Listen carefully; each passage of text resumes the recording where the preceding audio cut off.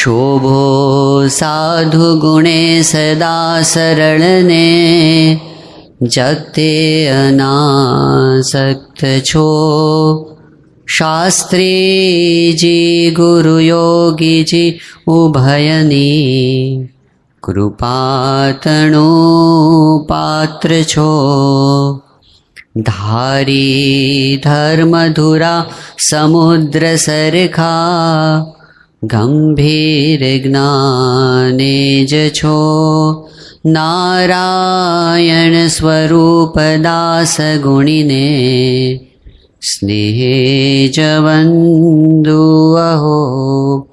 શ્રી સ્વામિનારાયણ ભગવાનની જય. અક્ષર પુરુષોત્તમ મહારાજની જય. ગુણાતીતાનંદ સ્વામી મહારાજની જય. ભગતજી મહારાજની જય. શાસ્ત્રીજી મહારાજની જય. યોગીજી મહારાજની જય. પ્રમુખ સ્વામી મહારાજની જય. મહંત સ્વામી મહારાજની. આજથી 1 વર્ષ પહેલાં 12મી ઓગસ્ટના દિવસે પ્રમુખ સ્વામી મહારાજે જાહેરની અંદર હરિભક્તોને છેલ્લા દર્શન આપ્યા હતા.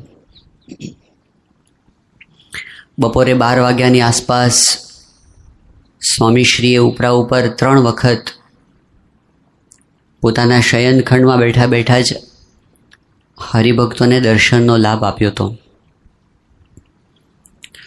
એ વખતે જે દર્શન કરતા હતા એમને ખબર નહોતી કે આપણે આ રીતે બાપાના છેલ્લા દર્શન કરીએ છીએ. સ્વામીશ્રીએ સમગ્ર જીવન દરમિયાન આપ્યા જ કર્યું છે. દેતો દેતો ને દેતો જોગીડો, દેતો દેતો ને દેતો એ તો કાંઈ ન બદલો લેતો જોગીડો, દેતો દેતો ને દેતો. એમણે જીવનભર આપ્યું છે. પ્રેમ આપ્યો છે, આશીર્વાદ આપ્યા છે, માર્ગદર્શન આપ્યું છે. આ સંતો, હરિભક્તોનો સમાજ, આ મંદિરો, આ દિવ્ય સત્સંગ એ એમણે આપ્યો છે. એમણે આપણા જીવનમાં સદ્ગુણો આપ્યા છે, શ્રદ્ધા અને ભક્તિ આપી છે, નિર્ભયતા આપી છે, અંતકાળે ધામમાં લઈ જવાનું વચન આપ્યું છે, સદાય પોતાનો સાથ આપ્યો છે. એ આપતા રહ્યા છે. એની અંદર એમણે કોઈ અપેક્ષા રાખી નથી. જ્યારે બાપાનો આપણે વિચાર કરીએ અને આપણા પોતાના વ્યક્તિગત અનુભવનો વિચાર કરીએ તો એમણે એવો ક્યારેય વિચાર નથી કર્યો કે હું આટલું બધું આને આપીશ તો પાછો એ વળતર આપવા માટે સમર્થ છે કે નહીં. દુનિયામાં કોઈ પણ વ્યક્તિ બીજાને જ્યારે કંઈક આપે છે ને ત્યારે પહેલો વિચાર એ કરે છે કે મને સામે કેટલું મળવાનું છે. અને આપણને દેખાય કે આ વ્યક્તિ કંઈ આપવા સમર્થ નથી સામે, તો લગભગ લોકો એને બહુ દાદ નથી આપતા. અપેક્ષા વગર જે આપવું ને, સાવ સામાન્ય, જેની પાસેથી કોઈ અપેક્ષા જ ના હોય. સારંગપુરમાં બાપા હતા 2004ની સાલમાં. સાંજનો સમય હતો, લગભગ 4:30-5 વાગ્યાની આસપાસનો. એપ્રિલ મહિનાના દિવસો હતા. સખત તાપ અને લૂ વરસતી હોય એવી બપોર હતી. સ્વામી પોતાના રૂમમાં બેઠા બેઠા પત્ર લેખન કરતા હતા. એ વખતે જ્ઞાનેશ્વર સ્વામી બાપાના રૂમની અંદર ગયા. જઈને વાત કરી કે સ્વામી મને થોડા પ્રસાદીના પુષ્પો આપો. એટલે સ્વામીએ પૂછ્યું શાના માટે? જ્ઞાનેશ્વર સ્વામીએ કીધું કે જૂનાગઢથી એક ભાઈ આવ્યા છે, સત્સંગી નથી પણ એમના દીકરાને લઈને આવ્યા છે. 10 વર્ષની ઉંમરનો એ દીકરો છે અને એને હોચકિન્સ નામનું એક બહુ જ ભયંકર કેન્સર થયું છે. કેન્સર એટલું ભયંકર છે કે આખા શરીરે 3,000 થી 4,000 ગાંઠો ફૂટી નીકળી છે અને બહુ પીડાય છે. એમને આશીર્વાદ આપવા માટે લઈ આવ્યા છે, તો મને થોડા પુષ્પો આપો તો હું એને આપી દઉં. આ સાંભળીને સ્વામી દ્રવી ગયા. સ્વામી કે પુષ્પો શું કામ, એને અહીં લઈ આવો ને. એટલે બધા એકબીજાની સામું જોવા માંડ્યા. પછી કીધું, બાપા એમની સ્થિતિ બહુ ખરાબ છે અને રોગ બહુ ભયંકર છે, અહીં આપના રૂમની અંદર લાવવો ને એ યોગ્ય નથી.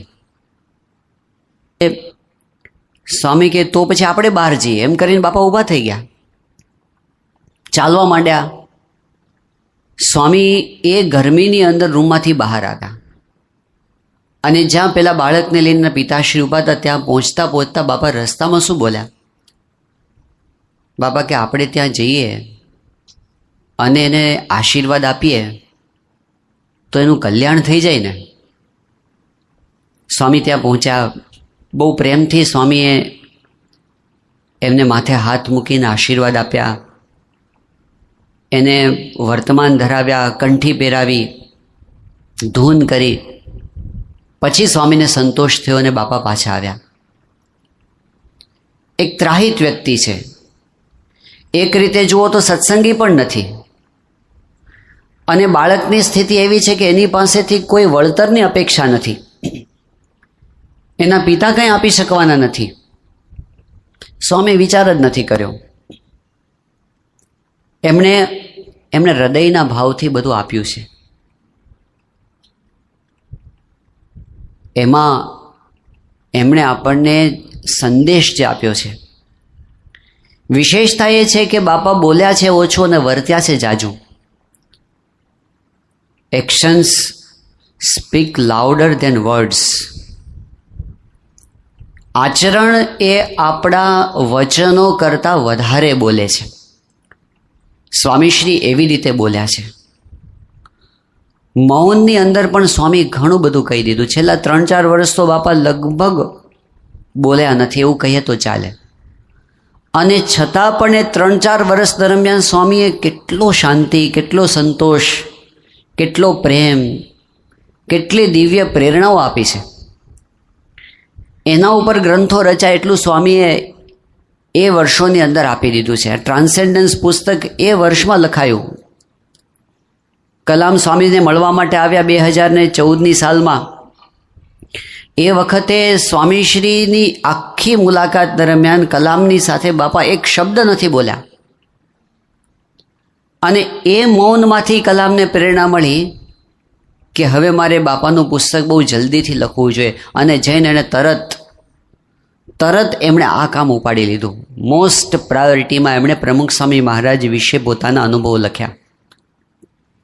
તો સ્વામીશ્રી બોલ્યા વગર આચરણથી કેટલું બધું આપી દેતા હતા.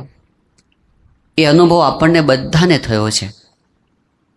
સ્વામીશ્રીએ એમના જે દિવ્ય સંદેશ આપ્યા એમાં પહેલું આપણે જોયું કે ભગવાનને કરતા માનવા, જીવનના સંજોગો બદલાતા રહેવાના, બધા દિવસો સરખા નથી હોતા. આજે સફળતા, કાલે નિષ્ફળતા. પણ બાપાએ આપણને એ શીખવાડ્યું કે બધી જ પરિસ્થિતિની અંદર ભગવાનનું કરતાપણું જતું નથી રહેતું. અને એમણે એ પણ શીખવાડ્યું કે જેમ સૂકું પાંદડું વાયુના આધારે જીવે છે એમ ભગવાનના આધારે જીવતા શીખવું. કોઈ પણ પ્રકારના ભાર વગર બસ એમની મરજીમાં વહેતા રહેવું, એવું દિવ્ય જીવન જીવવાનું બાપાએ આપણને શીખવ્યું. આખા જીવન દરમિયાન પ્રમુખ સ્વામી મહારાજની એક પણ ઘટના એવી નથી જેમાં એમને કોઈ ભગવાન પ્રત્યેની ફરિયાદ હોય. સંજોગો ઘણા વિપરીત આવ્યા પણ એમાં એ પ્રસન્ન રહ્યા છે. ભગવાનની મરજીને એમણે રાજીપે સ્વીકારી છે. તો પહેલું એમણે એ આપણને શીખવ્યું, ભગવાનની મરજી વિના આ બ્રહ્માંડમાં કોઈનું ધાર્યું કાંઈ થતું નથી. અને એટલે આપણે આપણું કર્તવ્ય અદા કરવાનું છે, પરંતુ કોઈ વાતનો શોક કરવાની જરૂર નથી. બધું બરાબર જ થાય છે ને બધું સારું જ થાય છે. કાંઈ બગડ્યું નથી ને કાંઈ બગડવાનું નથી. ધણી માથે બેઠા છે. God nose exactly what he is doing. ભગવાન બધું જાણે છે ને બધું બરાબર કરે છે. આપણે આપણો રોલ અદા કરી દેવાનો છે. બાકી ખોટી ચિંતા કરવાની જરૂર નથી. બાપા પાસે એક ભાઈ આવ્યા અને સ્વામી પાસે આવીને કહે કે બાપા આ દુનિયાનું શું થશે? સ્વામી કહે કે દુનિયાની ચિંતા છોડો, તમે તમારું કર્તવ્ય અદા કરો. ભગવાન બેઠા છે, ભગવાન બધું સારું કરવાના છે. ઘણા લોકોને એવી ટેવ હોય છે, સવારમાં પોરમાં છાપું ખોલીને બેસે અને આખું છાપું વાંચી જાય, જોઈએ છે ત્યાં સુધી બધું, અને પછી માથે હાથ મૂકીને બેસે, દુનિયાનું શું થશે? આપણે પોતાનો વિચાર કર્યો કે મારે શું કરવાનું છે? બસ આપણા સર્કલ ઓફ ઇન્ફ્લુઅન્સમાં જેટલું આવે છે એટલું પૂરી શક્તિથી કરી બતાવવું. કર્મણ્યેવાધિકારસ્તે મા ફલેષુ કદાચન. ભગવાન પર છોડવું. તો પહેલો સંદેશ સ્વામીએ ભગવાનના કરતાપણાની પૂર્ણ પ્રતીતિનો આપ્યો. બીજો સંદેશ એમણે આપ્યો કે આપણે 24 કલાક દેહ ભાવમાં જીવીએ છીએ. હું શરીર છું. સ્વામી કે ના, આ શરીર સાધન છે, આપણે આત્મા છીએ, આપણે સનાતન છીએ. આ દેહ નહોતો ત્યારે પણ હતા, આ દેહ નહીં હોય ત્યારે પણ આપણે રહેવાના છીએ. આપણું સાચું સ્વરૂપ બ્રહ્મ છે, અક્ષર છે, ગુણાતીત છે, સચ્ચિદાનંદ છે. આપણા સાચા સ્વરૂપનું અનુસંધાન કેળવવું, એ બાપાએ બીજો સંદેશ આપણને એમના જીવનથી આપ્યો છે. ત્રીજો સંદેશ સ્વામીએ આપણને સંબંધો વિશેનો આપ્યો. સંસારમાં આપણે રહીએ છીએ તો આપણે કેવી રીતે બીજા સાથે જીવીએ કે જેનાથી આપણે આધ્યાત્મિક પ્રગતિ કરી શકીએ, અને અલ્ટિમેટલી આધ્યાત્મિકતા એ જ આપણા સંબંધોનો પાયો બની રહે, તો જ આપણને સુખ, શાંતિ, સંતોષ પ્રાપ્ત થાય છે. બધું કરીને મેળવવું છે શું? આપણે સફળતા મળી પણ સંતોષ અને શાંતિ ન મળીને તો એ જીવન વ્યર્થ છે. સૌથી વધારે મહત્વનું છે સંતોષ અને શાંતિ. સુખ મળવું જોઈએ અંતરમાં. જીવનમાં ઘણા લોકો દુનિયામાં એવા છે, સફળતા મેળવ્યા પછી આપઘાત કર્યો છે. સફળતા મળી, શાંતિ ન મળી. એ શાંતિ ક્યારે મળે છે? જ્યારે આપણા સંબંધો આધ્યાત્મિકતાના પાયા પર રચાયેલા હોય ત્યારે. સામેવાળી વ્યક્તિ કદાચ સહકાર આપે કે ન આપે, સામેવાળી વ્યક્તિ આપણી સાથે યોગ્ય વર્તન કરે કે ન કરે, પણ આપણને બધા પ્રત્યે પ્રેમ, આપણને બધા પ્રત્યે સાચો આદર, આપણને જો બીજા પ્રત્યે સાચી સહાનુભૂતિ હશે તો આપણને ભગવાનના સુખનો અનુભવ થશે, આવું બાપા કહેતા. તો ત્રીજો સિદ્ધાંત એમણે શીખવ્યો, સંબંધોની બાબતમાં કઈ રીતે જીવવું. ચોથો સંદેશ આપણે બાપાનો જોયો, બીજાના સુખમાં આપણું સુખ છે. જ્યારે આપણે બીજા માટે ઘસાઈએ છીએ શુદ્ધ ભાવથી, હા, જો એમાં શુદ્ધ ભાવ ના હોય ને તો બીજા માટે ઘસાયા પછી પણ શાંતિ નથી થતી. આ દુનિયામાં એવા પણ સમાજ સેવકો થયા છે જેમણે જીવન આખું ઘસી નાખ્યું સમાજ માટે. એક રીતે જુઓ તો નિસ્વાર્થ ભાવે, પણ છતાંય અંતે અશાંતિ થઈ છે. સાને ગુરુજી નામના એક બહુ જ મોટા સમાજ સેવક થયા મહારાષ્ટ્રની અંદર, જેમણે ઘણું કામ કર્યું સમાજ માટે નિસ્વાર્થ ભાવે, પણ છેલ્લે એમને અશાંતિ એવી થઈ કે આપણે આટલું બધું કર્યું છતાં દુનિયાને કોઈ કદર નથી, આપણે આટલું બધું કર્યું છતાં કોઈ સુધરવા તૈયાર નથી, આ લોકો કેમ સુધરતા નથી? એમાંથી એવી નિરાશા આવી, છેલ્લે એમણે આત્મહત્યાનો માર્ગ પસંદ કર્યો. કામ સારું કર્યું પણ કંઈક એવું ખૂટ્યું જેનાથી એમને શાંતિ ન થઈ. સ્વામીશ્રી શીખવતા હતા કે એ પોતે બધાનું સારું તો કરતા હતા, પણ ભગવાનને સામે રાખીને કરતા હતા. માથા પર ભાર એવો નહોતા રાખતા કે મેં કર્યું, એમ સમજતા હતા ભગવાને કર્યું. સારું કામ કરનારાને આ ખૂટતું હોય છે કે એને એ છૂટતું નથી કે આ મેં આટલું કર્યું, મેં આટલું કર્યું, મેં આટલું કર્યું. ભુજની અંદર ભૂકંપ થયો અને સ્વામી બાપાએ સિન્સિયરલી એમાં જે સેવાઓ કરી.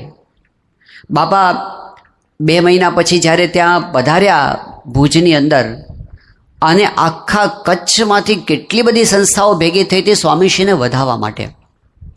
એ વખતે જુદા જુદા સમાજના આગેવાનો સ્વામીશ્રી માટે જે હૃદયથી બોલતા હતા. આપણને અનુભવ થાય કે આ ખાલી ફોર્માલિટીથી નથી બોલતા, પણ પ્રમુખ સ્વામી મહારાજે જે કર્યું છે એમના માટે તો દરેકનો હૃદય સાક્ષી બોલતો હતો કે બાપા તમે જે અમારા માટે કર્યું છે ને અમે જિંદગીભર તમારું ઋણ નહીં ભૂલી શકીએ. એવી રીતે બધા હૃદયથી બોલતા હતા. પણ જ્યારે બાપાનો વારો આવ્યો, સ્વામીશ્રી શું વાત કરી? સ્વામી કે આ દુનિયાના કરતા હરતા ભગવાન છે. એમણે કીધું કે તમને બધાને એવું લાગતું હશે કે ભગવાને આવું કેમ કર્યું, અમારા પ્રદેશ ઉપર ભગવાને આ ભૂકંપ શા માટે મોકલ્યો અને કેમ અમને આવું દુઃખ આપ્યું. સ્વામી કે જુઓ, ભગવાન જે કરે છે ને એ એમની કરુણા છે. જો ભગવાને તમને આવું દુઃખ આપ્યું એમ માનતા હો તો એવું પણ માનજો કે આખી દુનિયાભરમાંથી તમારા માટે જે સહાયતાઓ આવી છે ને એ પણ ભગવાને મોકલી છે. દુનિયાભરમાંથી બધી સંસ્થાઓ આવી. સ્વામી કે અમારી એકલી સંસ્થા નહીં, ઘણી બધી સંસ્થાઓએ સેવા કરી છે. બાપા કે અમે કંઈ તમારા પર ઉપકાર નથી કર્યો, અમને પ્રેરણા કરનાર પણ ભગવાન છે અને સહાયતા કરનાર પણ એ જ છે. બાપા કે બહુ દયાળુ છે, એ આપણને ક્યારેક દુઃખ આપનાર પણ એ અને આપણો હાથ ઝાલનાર પણ એ જ છે. સામે એવું માનતા હતા કે આપણે કંઈ કરતા નથી, આપણે નિમિત્ત બન્યા છીએ. અને એટલે જે બીજાના સુખમાં આપણા સુખનો જે આનંદ એ લઈ શકતા હતા ને, એનું કારણ આ હતું. પૂજ્ય ડૉક્ટર સ્વામી એકવાર એક સુંદર દૃષ્ટાંત આપેલું. એમણે કીધું કે ધારો કે કોઈ એક માણસ છે, ઉનાળાના વખતમાં એ પસાર થાય છે રસ્તા ઉપરથી અને જુએ છે એક બજારની અંદર એક કેરીની દુકાન છે. એને ઈચ્છા થાય છે કે આપણે કેરી ખાઈએ. એ ખરીદે છે, કરે જાય છે દુકાન પાસે, પણ જોયું બધી છે. દુકાનદારનું બહુ ધ્યાન નથી અને 5-7 કેરી ચોરી લે છે, થેલીમાં નાખે છે, ચોરી કરીને ઘરે જઈને પોતે કેરી ખાય છે. ધારો કે એને એમાંથી કંઈક આનંદ, કંઈક સુખનો અનુભવ થાય છે. એને આપણે એક લેવલ કહીએ સુખનું. બીજો એક માણસ છે, એ પણ બજારમાંથી પસાર થઈને કેરી જુએ છે, એને પણ ઈચ્છા થાય છે, ચોરી નથી કરતો, બાપની કમાણીના પૈસાથી કેરી ખરીદે છે, ઘરે જઈને ખાય છે, એને પણ કંઈક આનંદનો અનુભવ થાય છે. પણ આ બીજા માણસનો અનુભવ પહેલા માણસ કરતાં કંઈક જુદો છે. પણ ત્રીજો માણસ એવો છે, એને પોતાની પરસેવાની કમાણી છે, એમાંથી કેરી ખરીદે છે અને ઘરે લઈ જઈને ખાય છે. આ ત્રીજા માણસનો આનંદ, એનો અનુભવ કંઈક જુદો છે. પણ ચોથો માણસ એવો છે, પોતાની કમાણીથી કેરી ખરીદે છે, ઘરે જાય છે, ભગવાનને ધરાવે છે અને ભગવાનને ધરાવ્યા પછી પ્રસાદી રૂપે જમે છે. આ ચોથા માણસનો આનંદ કંઈક જુદો છે. પણ પાંચમો માણસ એવો છે, પોતાની કમાણીથી કેરી ખરીદે છે, ઘરે લઈ જાય છે, ભગવાનને ધરાવે છે, પણ એકલો નથી ખાતો, બધાને વહેંચીને ખાય છે. આ વહેંચીને ખાવાનો આનંદ છે ને એ કંઈક જુદો છે.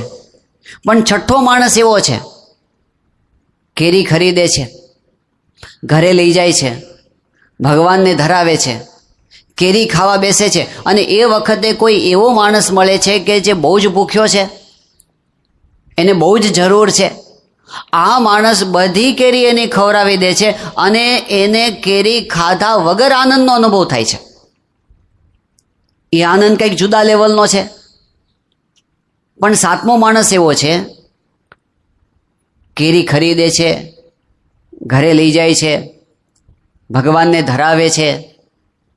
કોઈક માણસ બહુ ભૂખ્યો મળે છે ને બધી ખવડાવી દે છે, અને ખવડાવ્યા પછી એ એમ નથી માનતો કે મેં આના પર ઉપકાર કર્યો છે, એમ માને છે ભગવાને મને સેવા આપી છે અને કરતા હરતા તો એ છે, મને નિમિત્ત બનાવ્યો છે, આ તો હું ભગવાનને રાજી કરવા માટે મેં આ કર્યું છે. આ જે છેલ્લો માણસ છે ને, એનો આનંદ શાશ્વત છે, એનો આનંદ અનંત છે. બાકી બધા આનંદ લિમિટેડ છે. કોઈક માણસનો આનંદ 5 મિનિટમાં, કોઈક માણસનો આનંદ 5 કલાકમાં, કોઈક માણસનો આનંદ 5 દિવસમાં જતો રહેશે. પણ જેણે આવી રીતે બીજાના સુખમાં સુખ માન્યું છે અને કર્યા પછી, ઘસાયા પછી, મદદ કર્યા પછી એ પોતે ભગવાનનું સાધન બનીને રહે છે, એવી જે વ્યક્તિનો આનંદ છે ને એ શાશ્વત છે. બાપા એ સુખને સુખ કહેતા હતા, બીજાના સુખમાં આપણું સુખ. બાકી જો એમાંય અહંકાર આવ્યો ને તો એ સુખમાંથી પણ દુઃખ આવશે. એ માયામય સુખ બની જશે, અને જેટલું કંઈ માયામય સુખ છે એ સર્વે દુઃખ વિનાનું હોય નહીં. એ સાત્વિક સુખ હશે, પણ સાત્વિકતા પણ માયાનો ગુણ છે. એ નિર્ગુણ નહીં થાય, એ ગુણાતીત નહીં થાય, એ ભગવાન સુધી નહીં પહોંચે, પરમ શાંતિ સુધી નહીં પહોંચે. તો સ્વામીશ્રીએ એવી આધ્યાત્મિક સમાજ સેવાનું ઉદાહરણ પૂરું પાડ્યું હતું પોતાના જીવન દ્વારા. આ બાપાનો ચોથો જીવન સંદેશ હતો. અને આજે આપણે જોવાના છીએ પ્રમુખ સ્વામી મહારાજનો 5મો જીવન સંદેશ. સ્વામીશ્રીના જીવનની ધ્રુવ પંક્તિ આપણને કાયમ અનુભવાતી હતી. એ 5મો સંદેશ છે ગુરુ ભક્તિ. બાપાના જીવનમાં જેવી રીતે ભગવાન કેન્દ્ર સ્થાનમાં હતા, એવી જ રીતે એમના જીવનના કેન્દ્ર સ્થાનમાં ગુરુ હતા. હકીકતમાં એમના માટે ભગવાન અને ગુરુ બે જુદા નહોતા. સ્વામીશ્રી ગુરુની અંદર સાક્ષાત ભગવાનના દર્શન નિરંતર કરતા. અને એ તો આપણે જાણીએ છીએ કે બહુ જ શરૂઆતની અંદર બાપાએ દીક્ષા લીધી. હજી એમને 1-2 મહિના પણ નહોતા થયા. એ વખતે ગોંડલની અંદર સવારના પોરમાં મંગળા આરતી પહેલાં પોતે પૂજા કરતા હતા, અને ત્યાં અચાનક સમાચાર આવ્યા. કોઈએ કહ્યું શાસ્ત્રીજી મહારાજ આવ્યા છે. સ્વામી એકદમ દોડ્યા. વહેલી સવારે એ વખતે ટ્રેન આવતી હતી. સ્વામીએ પૂછ્યું ક્યાં છે શાસ્ત્રીજી મહારાજ? કોઈ કીધું ઉપર ઠાકોરજી પાસે દર્શન કરવા ગયા છે. સ્વામી દોડીને ઘનશ્યામ મહારાજના ખંડમાં પહોંચ્યા, અને ત્યાં ઘનશ્યામ મહારાજના ખંડમાં ઘનશ્યામ મહારાજે સાક્ષાત મૂર્તિમાંથી એવા દર્શન આપ્યા જાણે પલંગની અંદર પોતે પગ પર પગ ચડાવીને બેઠા છે. આવા દિવ્ય દર્શન. તો ઘનશ્યામ મહારાજને સ્વામી પગે લાગ્યા, અને પગે લાગીને સીધો પ્રશ્ન એવો પૂછ્યો, શાસ્ત્રીજી મહારાજ ક્યાં છે? ઘનશ્યામ મહારાજ કંઈક નીચે છે. અને સ્વામી ઘનશ્યામ મહારાજ પાસેથી દોડ્યા શાસ્ત્રીજી મહારાજ પાસે. નીચે આવ્યા અને ત્યાં વળી સમાચાર એવા મળ્યા કે ઉપર છે. સ્વામી ફરી ઉપર ગયા અને ત્યાં શાસ્ત્રીજી મહારાજ ઘનશ્યામ મહારાજની મૂર્તિમાં સમાઈ ગયા. આ આખા દિવ્ય દર્શન હતા. આ હકીકત જ આખી દિવ્ય ભૂમિકામાં બની ગઈ હતી. પણ વર્ષો પછી જ્યારે બાપાને પૂછવામાં આવ્યું કે સ્વામી ઘનશ્યામ મહારાજ મૂર્તિમાંથી પ્રગટ થઈને તમારી સાથે વાતો કરતા હતા, અને એ વખતે પણ તમે ઘનશ્યામ મહારાજને પૂછીને સીધા શાસ્ત્રીજી મહારાજને મળવા દોડ્યા, તો ત્યાં ઊભા કેમ ના રહ્યા? સ્વામી એ વખતે વાત કરી કે ગુરુની અંદર સાક્ષાત ભગવાન છે એવો ભાવ આવી ગયો હતો. સ્વામી કે આપણે નવી નવી દીક્ષા લીધી હતી. શાસ્ત્રીજી મહારાજની અંદર એટલું બધું જોડાણ હતું. ભગવાન જ એમાં હાલતા ચાલતા આપણને મળ્યા છે એવો ભાવ હતો. અને એટલે એવી તીવ્રતા હતી કે કેમ કરીને ગુરુને મળીએ, કેમ કરીને ગુરુને મળીએ. આજે અતિશય પ્રેમનો ઉત્કટ ભાવ, અને એ પ્રેમની અંદર પણ ભગવાનનો ભાવ એ સ્વામીશ્રીએ જીવીને શીખવ્યો છે આપણને. જ્યારે પુરુષોત્તમપુરામાં બાપા હતા 86ની સાલમાં, અને એ વખતે સંતો ઘણા બધા ભેગા થયા હતા. એક પ્રશ્નોત્તરી ચાલતી હતી. એમાં બાપાને પ્રશ્ન પૂછવામાં આવ્યો કે શાસ્ત્રીજી મહારાજ સાથેનો આપણો સંબંધ કેવો હતો? પિતા પુત્રનો સંબંધ, ગુરુ શિષ્યનો સંબંધ, કે ભગવાનને ભક્તનો સંબંધ. એ વખતે સ્વામીશ્રીએ ક્ષણનાય વિલંબ વગર કહ્યું હતું કે શાસ્ત્રીજી મહારાજ સાથેનો અમારો સંબંધ એ ભગવાનને ભક્તનો સંબંધ હતો. આવો જ પ્રશ્ન ગયા ઓક્ટોબર મહિનાની અંદર જૂનાગઢમાં મહંત સ્વામી મહારાજને પૂછવામાં આવ્યો, પ્રમુખ સ્વામી મહારાજની સાથે આપનો સંબંધ કયો? અને મહંત સ્વામીએ તરત આ જ જવાબ આપ્યો, ભગવાનને ભક્તનો સંબંધ. ગુરુ સાક્ષાત પરમ બ્રહ્મ. ગુરુદેવ એ ભગવાનનું હાલતું ચાલતું સ્વરૂપ છે. જે સ્વામિનારાયણ ભગવાને વાત આપણને કરી હતી, સંત માનજો મારી મૂર્તિ રે, તેમાં ફેર નથી એક રતિ રે, સંત હું ને હું તે વળી સંત રે, એમ શ્રીમુખે કહે ભગવંત રે. નિષ્કુળાનંદ સ્વામી વર્ષો પહેલા જે કહ્યું હતું, સંત તે સ્વયં હરિ, એ સ્વામીશ્રી શબ્દોમાં નહીં જીવીને આપણને શીખવતા હતા કે ગુરુની અંદર કેવો સાક્ષાત ભાવ હોવો જોઈએ. અને એટલે સ્વામીએ જિંદગીમાં જે કંઈ કર્યું એમાં કેન્દ્રમાં ગુરુ હતા. બાપાના જીવનની વિશેષતા આપણને કઈ દેખાય છે કે અત્યંત પ્રવૃત્તિમય જીવન સ્વામી જીવ્યા છે. કદાચ દુનિયાના ઇતિહાસની અંદર આવા કોઈ ત્યાગી થયા હશે કે કેમ, એક પ્રશ્ન છે કે જેમણે પોતાના જીવનમાં આટલી બધી પ્રવૃત્તિ કરી હોય, 18,000 ગામડા ફર્યા હોય, 2.5 લાખ ઘરોમાં પહોંચ્યા હોય, 7.5 લાખ ઘરોમાં 7 લાખ પત્રોના જવાબ જેણે આપ્યા હોય, લાખો લોકોને વ્યક્તિગત રીતે મળ્યા હોય, ફોનથી મળ્યા હોય, અને ખાલી મુલાકાત પત્ર કે ફોન નહીં પણ કેવા મોટા મોટા કામ, અક્ષરધામ જેવા સ્મારકો, આટલા મંદિરો, આટલા સમાજ સેવાના ટેમ્પરરી અને પરમેનન્ટ કાર્યો, 162થી વધારે પ્રવૃત્તિઓ, અને સતત સ્વામી સવારે ઉઠે ત્યાંથી પ્રવૃત્તિ ચાલુ થઈ જાય. સ્વામીશ્રી રૂમમાંથી બહાર નીકળીને સભામાં આવે એટલા સમયની અંદર 5 જણને સ્વામી મળી અને નાની નાની મિટિંગો કરી લે.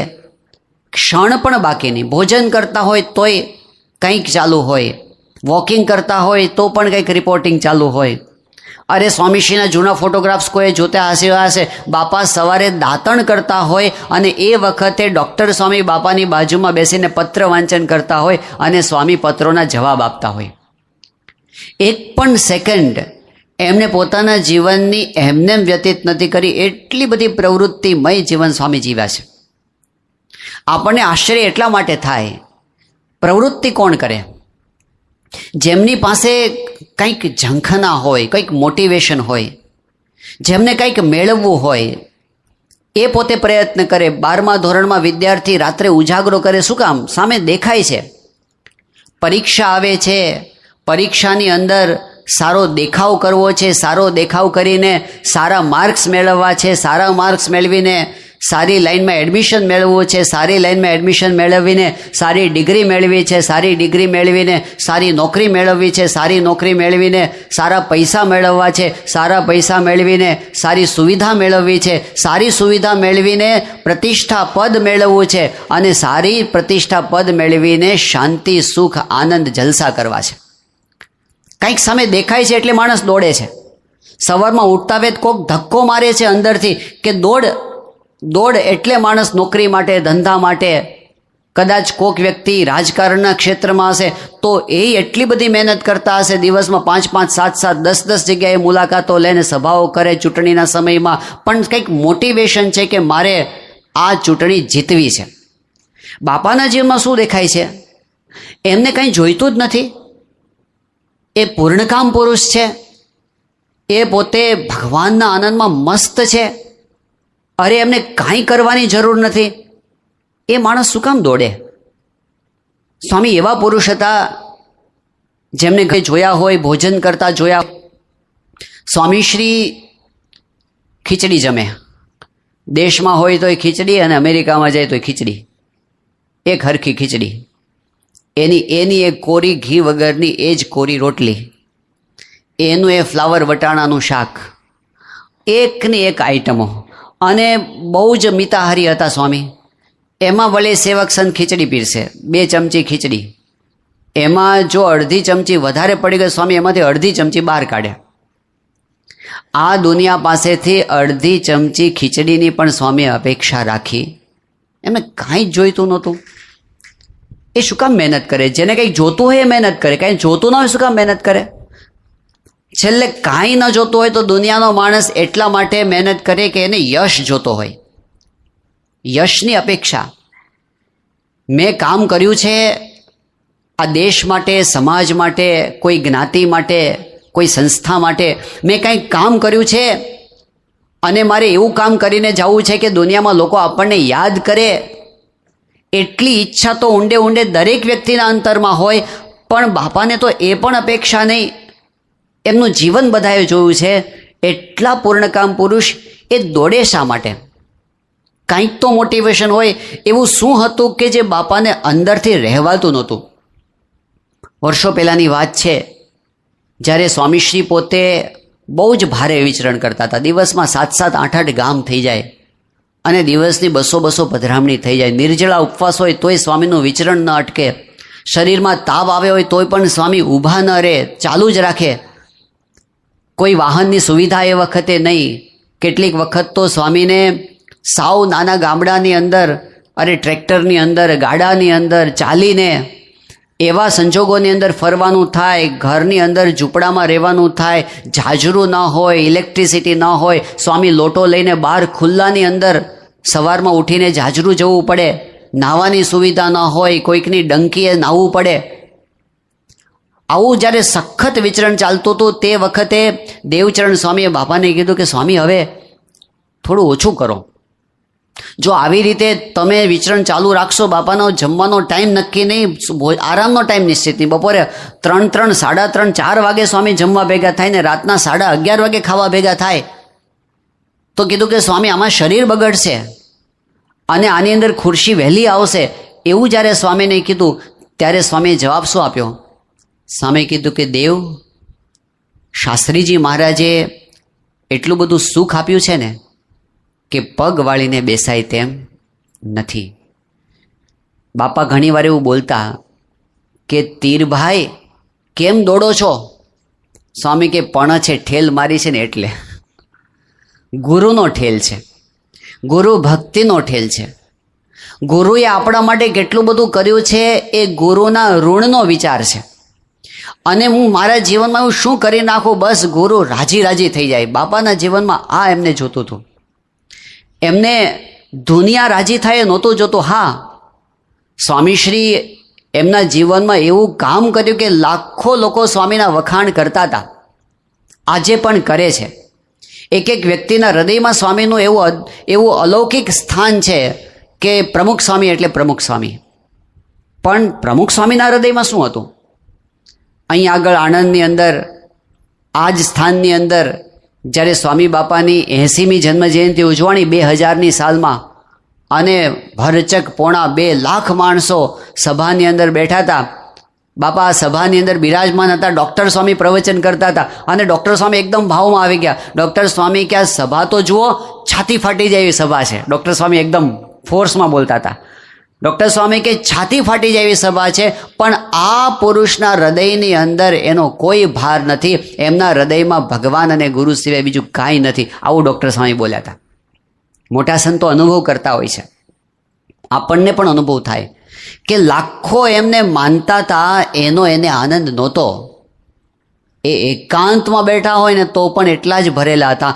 એમના હૃદયમાં એક જ નિશાન હતું કે હું એવું શું કરું કે મારા ગુરુ શાસ્ત્રીજી મહારાજ, મારા ગુરુ યોગીજી મહારાજ એ પ્રસન્ન થઈ જાય, એમની અમી દૃષ્ટિ મારા પર રહ્યા કરે. બસ એમનું એ હસતું મુખારવિંદ, એમની એ પ્રસન્નતાભરી દૃષ્ટિ એ જ બાપાના માટે જીવનનું સર્વસ્વ હતું. બાપાને એકવાર પૂછવામાં આવેલું કે આપના જીવનની અંદર સતત દરેક ક્રિયામાં કયો વિચાર રહ્યા કરે છે? સ્વામી કે એક જ વિચાર રહ્યા કરે છે, ભગવાનને ગુરુને કેમ કરીને રાજી કરવા. આ એમનું મોટિવેશન હતું, આ એમનું પ્રેરક બળ હતું, ગુરુને રાજી કરવાનો વિચાર. પ્રમુખ સ્વામી મહારાજ 1993ની સાલમાં સારંગપુરમાં હતા અને ગુરુ પૂર્ણિમાનો પ્રતિક ઉત્સવ કરવામાં આવ્યો હતો. એ ઉત્સવની અંદર બાપાએ આશીર્વાદ આપ્યા. પહેલું જ વાક્ય બાપા એવું બોલ્યા હતા, આપણો જન્મ જ ગુરુને રાજી કરવા માટેનો છે. આ એમનો મેસેજ હતો. એવું જીવીને એમણે મેસેજ આપ્યો, જન્મ જ એમનું સમગ્ર અસ્તિત્વ આના માટે. ગુરુ કેમ રાજી થાય? શાસ્ત્રીજી મહારાજના વખતમાં એમણે એ જ કર્યું. એમને સ્વામીની પ્રકૃતિ તો કેવી હતી? એકદમ શાંત, એકદમ ભજનમય પ્રકૃતિ, કોઈને ઊંચા સાદે કંઈ કહેવાનું નહીં. અને સ્વામીશ્રીને 3 વાર બોલાવે તો એક વખત બોલે, એટલી એમને નમ્રતા, શાંત પ્રકૃતિ અને સ્થિરતા ધારણ કરી હતી. તો એમાંથી એકદમ ચંચળતા, એકદમ ઝીણામાં ઝીણી વસ્તુઓની અંદર અને પૂરા વેગથી પ્રવૃત્તિમાં જોડાવું, આ બધું કઈ રીતે કર્યું? જ્યારે સ્વામીને પૂછવામાં આવ્યું કે બાપા આપે આપણી પ્રકૃતિ કઈ રીતે બદલી? શાંત પ્રકૃતિ હતી, એમાંથી આટલા બધા સ્વામી વેગમય કેવી રીતે બન્યા? તો સ્વામી કહે કે આપણે જોયું કે ગુરુની ઈચ્છા આવી છે, શાસ્ત્રીજી મહારાજની ઈચ્છા એવી છે કે આપણે આ પ્રવૃત્તિમાં જોડાઈએ. સ્વામી કે આપણે આપણી પ્રકૃતિ મૂકી દીધી. એમની સ્વાભાવિક પ્રકૃતિ નહોતી આ, પણ ગુરુની સામું જોઈ અને એમણે પોતાની પ્રકૃતિને બદલી અને સખત અને સતત કામ એમણે જીવનભર કર્યું. નિશાન એક, ગુરુ કેમ રાજી થાય? યોગી બાપાના વખતનો પ્રસંગ ઘણો જાણીતો છે કે યોગીજી મહારાજના અમૃત મહોત્સવની તૈયારીઓ ચાલતી હતી 1967ની સાલમાં. હવે એ વખતે પરિસ્થિતિ એવી નિર્માણ થઈ કે ગોંડલની અંદર, એ વિસ્તારમાં, આખા પંથકની અંદર ચોમાસામાં વરસાદ ન થયો. પરિસ્થિતિ એવી નાજુક હતી કે ડિસેમ્બર અને જાન્યુઆરી મહિનાની અંદર ગોંડલ ગામની અંદર પીવાના પાણીની તંગી હતી. એટલે ટેન્કરો ભરી ભરી અને બહારથી પાણી લાવી અને અઠવાડિયામાં 2 વાર 3 વાર એવી રીતે ગામના લોકોને પીવાનું પાણી કે વાપરવાનું પાણી મળતું. હવે યોગીજી મહારાજનો જે મહોત્સવ છે, અમૃત મહોત્સવ, એ તો મે મહિનાની અંદર આવે. જો જાન્યુઆરીમાં આવી પાણીની તંગી હોય તો મે મહિનામાં શું દશા થાય? એટલે ગોંડલમાં કોઈ રીતે ઉત્સવ થઈ શકે તેમ નથી, એવી પરિસ્થિતિ આવી. એટલે હવે આ ઉત્સવ કરવો ક્યાં, એ અંગે ચર્ચા થઈ. યોગી બાપાની હાજરીમાં જ આ મિટિંગ થઈ હતી. મોટા સ્વામી હતા, મગનભાઈ હતા, છગનભાઈ હતા, બધા ટ્રસ્ટીઓ. અને એ વખતે પ્રમુખ સ્વામી મહારાજ પણ ત્યાં હતા મિટિંગની અંદર. વાત નીકળી કે ક્યાં કરવો મહોત્સવ. એટલે તરત મોટા સ્વામી પ્રસ્તાવ મૂક્યો કે અમારે અટલાદરામાં પાણીની કોઈ તંગી નથી, ત્યાં બધી રીતે સારું છે અને બધી વ્યવસ્થા થઈ જવું છે, તો આપણે અમૃત મહોત્સવ છે ને આપણે અટલાદરામાં કરીએ. એટલે મગનભાઈ સેક્રેટરી હતા, એમણે એવી વાત કરી કે બોચાસણ છે આપણું ગાદી સ્થાન કહેવાય અને ચરોતર કહેવાય, બધી જળ છાયની ઝૂકતી સારી, અને ત્યાં થાય તો બહુ સારું, એટલે આ મહોત્સવ ત્યાં થવો જોઈએ. આવી બધી ચર્ચાઓ ચાલતી હતી, નિર્ણય નહોતો આવતો. પછી યોગીજી મહારાજને પૂછ્યું કે સ્વામી શું કરવું આમાંથી? હવે યોગીજી મહારાજની ઈચ્છા ક્યાં હોય? એમની ઈચ્છા તો ગોંડલ સિવાય બીજે ક્યાંય હોય નહીં. પણ યોગી બાપા બોલી ન શકે, કારણ કે આ બધા ટ્રસ્ટીઓ બધા એવા હતા ને, યોગી બાપાએ બીવે. એટલે બાપાએ શું કર્યું? યોગી બાપાએ પ્રમુખ સ્વામી કે એમ કરો. સ્વામી આ પ્રસંગ જ્યારે કહે છે ને ત્યારે બાપા પ્રમુખ સ્વામી મહારાજે વાત કરતાં કરતાં એકદમ ભાવમાં આવી જાય છે. સ્વામી કે યોગીજી મહારાજે મારા પર નાખ્યું. હવે આ બધા મોટા મોટા સામે બેઠા હતા, તો સ્વામી કહે કે મને ટીપી નાખે તો ઊભોય ના થઈ શકો. સ્વામી ઉંમરમાં બધા કરતાં નાના છે, સામે બીજા બધા ટ્રસ્ટીઓ હતા, સંતો હતા એમના કરતાં. પણ સ્વામીએ વિચાર શું કર્યો કે યોગી બાપાની મરજી શું છે, બસ એમણે મનમાં એ જ વિચાર કર્યો કે બાપા જેમ રાજી થતા હોય એમ કરવું છે. અને સ્વામીની મરજી જાણીને એમણે એ વખતે પ્રસ્તાવ મૂક્યો કે આપણે આ મહોત્સવ તો ગોંડલમાં જ કરવો જોઈએ. હવે સામે બધા બેઠા હતા, એ બધા બુદ્ધિશાળી હતા. એમણે કીધું કે મોટા સ્વામી તો તુકારે બોલાવે કે ગાંડાના ભાઈ તને કંઈ ભાન પડે છે? અહીં ગોંડલની અંદર ઉત્સવ કરશું, હજારો લાખો માણસો આવશે, તરસે મળશે, આ ફિયાસ્કો થશે, ધજાગરો થશે, આ ઉત્સવ નહીં થાય અને આવી મુશ્કેલીઓ થશે. સ્વામી કહે કે પાણીની તકલીફ છે એ વાત બધાને ખબર છે, પણ યોગી બાપાની મરજી પ્રમાણે આપણે ગોંડલમાં કરશું તો બાપાની કૃપાથી ગમે ત્યાંથી પાણી આવશે. મોટા સમય ગમે ત્યાંથી લાવીશ ક્યાંથી? આ 3 બોર કર્યા, પાણી નીકળતું નથી, ક્યાંથી લાવીશ? સ્વામી કહે કે ગમે ત્યાંથી આવશે. અને બાપા કહે, પ્રમુખ સ્વામી કહે કે જો જરૂર પડશે ને તો જેતપુર ભાદર ડેમમાંથી પાઇપલાઇન નાખીને પાણી લાવશું, પણ સમય અહીંયા જ કરવો છે. હવે આજથી 50 વર્ષ પહેલાં કોઈ એવી વાત કરે કે આપણે ભાદર ડેમમાં પાઇપલાઇન નાખવું છે અને અહીં સુધી લાવવું છે, આ છે ને મોહમ્મદ તગલક જેવા વિચાર. આજે કોઈના મનમાં વિચાર ન આવે કે એક દિવસના આ સમયા માટે કોઈ 50 કિલોમીટર લાંબી પાઇપલાઇન નાખે પાણી માટે. સ્વામી એ વખતે કે આપણે ગમે તેમ કરશું પણ સમય અહીંયા જ કરવો છે. બધાએ પ્રમુખ સ્વામીનો આગ્રહ જોયો એટલે પછી બધાએ પછી કીધું ખારું ત્યારે અહીં કરો. જવાબદારી સ્વામીએ પોતાના માથે લીધી. આ પ્રસંગ જ્યારે સ્વામી કહે છે ત્યારે સંતોએ પૂછ્યું કે પછી યોગી બાપાએ શું કર્યું? તો સ્વામી કહે કે પછી છે ને યોગી બાપા રૂમમાં ગયા અને રૂમમાં ગયા છે પ્રમુખ સ્વામીને બોલાવ્યા અને બોલાવીને યોગી બાપાએ 2 હાથે ધબ્બા માર્યા અને બહુ રાજીપો વરસાવ્યો કે તમે બહુ સારું કામ કર્યું, સમયો ગોંડલમાં લઈ આવ્યા. આ પ્રસંગ કહેતા કહેતા સ્વામીની આંખમાં જળજળી આવી જતા. જ્યારે જ્યારે સ્વામી પ્રસંગ કહેતા ને એમને એ વખતે એમની નજર સમક્ષ એ દ્રશ્ય આવી જતું અને એટલો બધો આનંદથી અનુભવતા કે યોગી બાપા રાજી થયા. જોકે પ્રસંગ પછી સ્વામીશ્રીએ બહુ જ દાખલો કર્યો. પાણી લાવવું સહેલું કામ નહોતું એ સ્વામીએ જાણતા હતા. સ્વામી પોતે એવા પુરુષ હતા. એક વખત આફ્રિકાની અંદર સ્વામી સંતો સાથેની સહજ વાતચીતમાં બોલી ગયા હતા. સ્વામી કહે કે 1,00,000 માણસનો સમયો થવાનો હોય અને મહિનાઓ પહેલાં એની તૈયારી ચાલુ થઈ ગઈ હોય અને મને અગાઉથી કોઈ પણ પ્રકારનું રિપોર્ટિંગ કરવામાં ન આવ્યું હોય અને સમયો શરૂ થવાના 1 કલાક પહેલાં હું સમયાના સ્થળ ઉપર જઈને ઊભો રહું અને સ્વામી કે એક નજર ફેરવું ને તો શાસ્ત્રીજી મહારાજની કૃપાથી મને એક નજરમાં ખબર પડી જાય કે ક્યાં કેટલી વ્યવસ્થા છે ને ક્યાં કેટલી અવ્યવસ્થા છે, ક્યાં કેટલો ખોટો ખર્ચો કરવામાં આવ્યો છે અને ક્યાં કેટલી ખોટી કરકસર કરવામાં આવી છે, એ મને ખબર પડી જાય. આ સ્વામીશ્રીની આયોજન શક્તિ હતી. એ સમજી શકતા હતા કે જો આપણે સમયો ગોંડલમાં કરીએ તો કેટલો મેન પાવર વધારે વપરાશે, કેટલો મની પાવર વધારે વપરાશે, કેટલું રિસ્ક ફેક્ટર છે, આ બધું સ્વામી જાણતા હતા. પણ એમની નજર સમક્ષ એક જ દેખાતું હતું, સમયો આવે, હજારો માણસો આવે અને વાહવાહ થાય. એ એમને મન સમયો નહોતો, એમના મનમાં એક જ સમયો હતો, બસ યોગી બાપા અંતરથી રાજી થાય ને એનું નામ સમયો. એમના માટે આટલું જ હતું. એક જ પુરુષ એમની નજર સમક્ષ રહેતા હતા. એટલે એમણે રાત દિવસ મહેનત કરી. એ 2-3 મહિના ઉનાળાની કાળઝાળ ગરમીમાં બાપાએ ઊંઘ્યા જ નથી એમ કહીએ તો ચાલે, એટલો દાખલો બાપાએ કર્યો. તો શું કામ?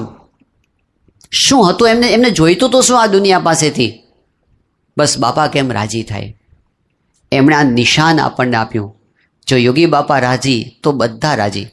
ગોંડલની અંદર ત્યાંના કોઠારી હરજીવનદાસ પ્રમુખ સ્વામી મહારાજના ખાસ મિત્ર કહેવાય. હવે વ્યવહારની વાતમાં ઘણીવાર કેવું થતું હોય છે, તો એમણે પ્રમુખ સ્વામી પાસે ફરિયાદ કરી કે સ્વામી આ યોગી બાપા ગુરુપદે છે પણ યોગીજી મહારાજ છે એ ગોંડલનું જ ધ્યાન રાખે છે, બીજા મંદિરનું ધ્યાન નથી રાખતા. આવી બધી ફરિયાદ કરી અને એવી વાત કરી કે આ ગઢડાનું મંદિર ચાલે છે તો એનું ધ્યાન નથી રાખતા, અહીં એમને બધા મંદિરોમાં બધી સહાય કરવી જોઈએ, પૈસા મોકલવા જોઈએ. યોગી બાપા મોકલતા હતા પણ યોગી બાપાએ સ્વાભાવિક એવી પ્રકૃતિ ગ્રહણ કરી હતી, ગોંડલનું વિશેષ રાખતા. એટલે જે કોઠારી હોય, વ્યવહારમાં પડ્યા હોય, એમને આવો વિચાર આવી જાય એટલે એમણે પ્રમુખ સ્વામી પાસે ઘણી બધી આવી વાતો કરી.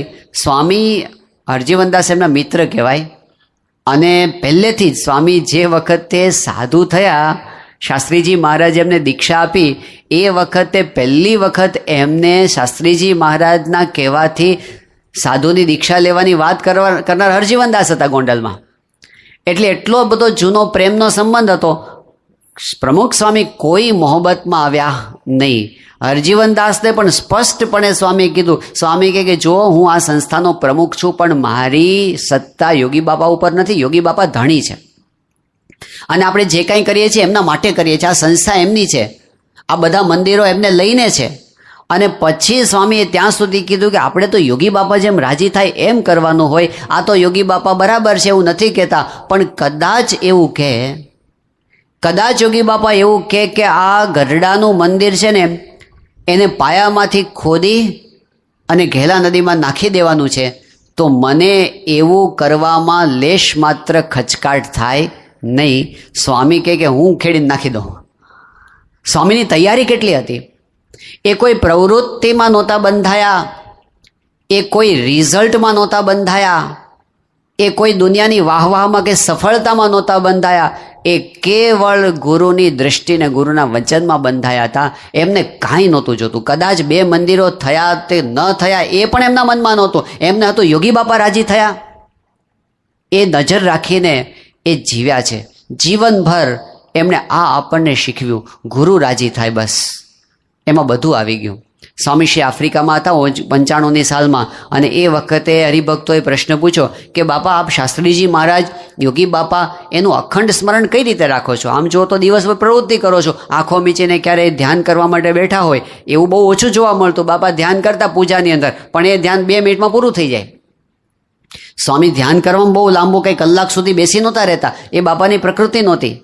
તો તમે શાસ્ત્રીજી મહારાજ, યોગી બાપા, ભગવાન સ્વામિનારાયણ એ બધાને તમે ક્યારે સંભાળો છો?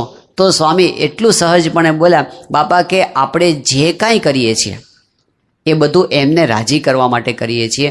એટલે આપણે જેને રાજી કરવા માટે કરતા હોય એનું અનુસંધાન સહેજે રહ્યા કરે. સ્વામી દરેક ક્રિયાની આર પાર સીધો ગુરુનો રાજીપો જોતા હતા. અને એટલે જેમ આપણે આપણું નામ ગોખવું નથી પડતું અને આપણે સેકન્ડે બોલવું નથી પડતું મારું નામ શું છે, મારું નામ આ છે. આપણને 24 કલાક આપણા નામનું અનુસંધાન સહેજે રહ્યા કરે છે.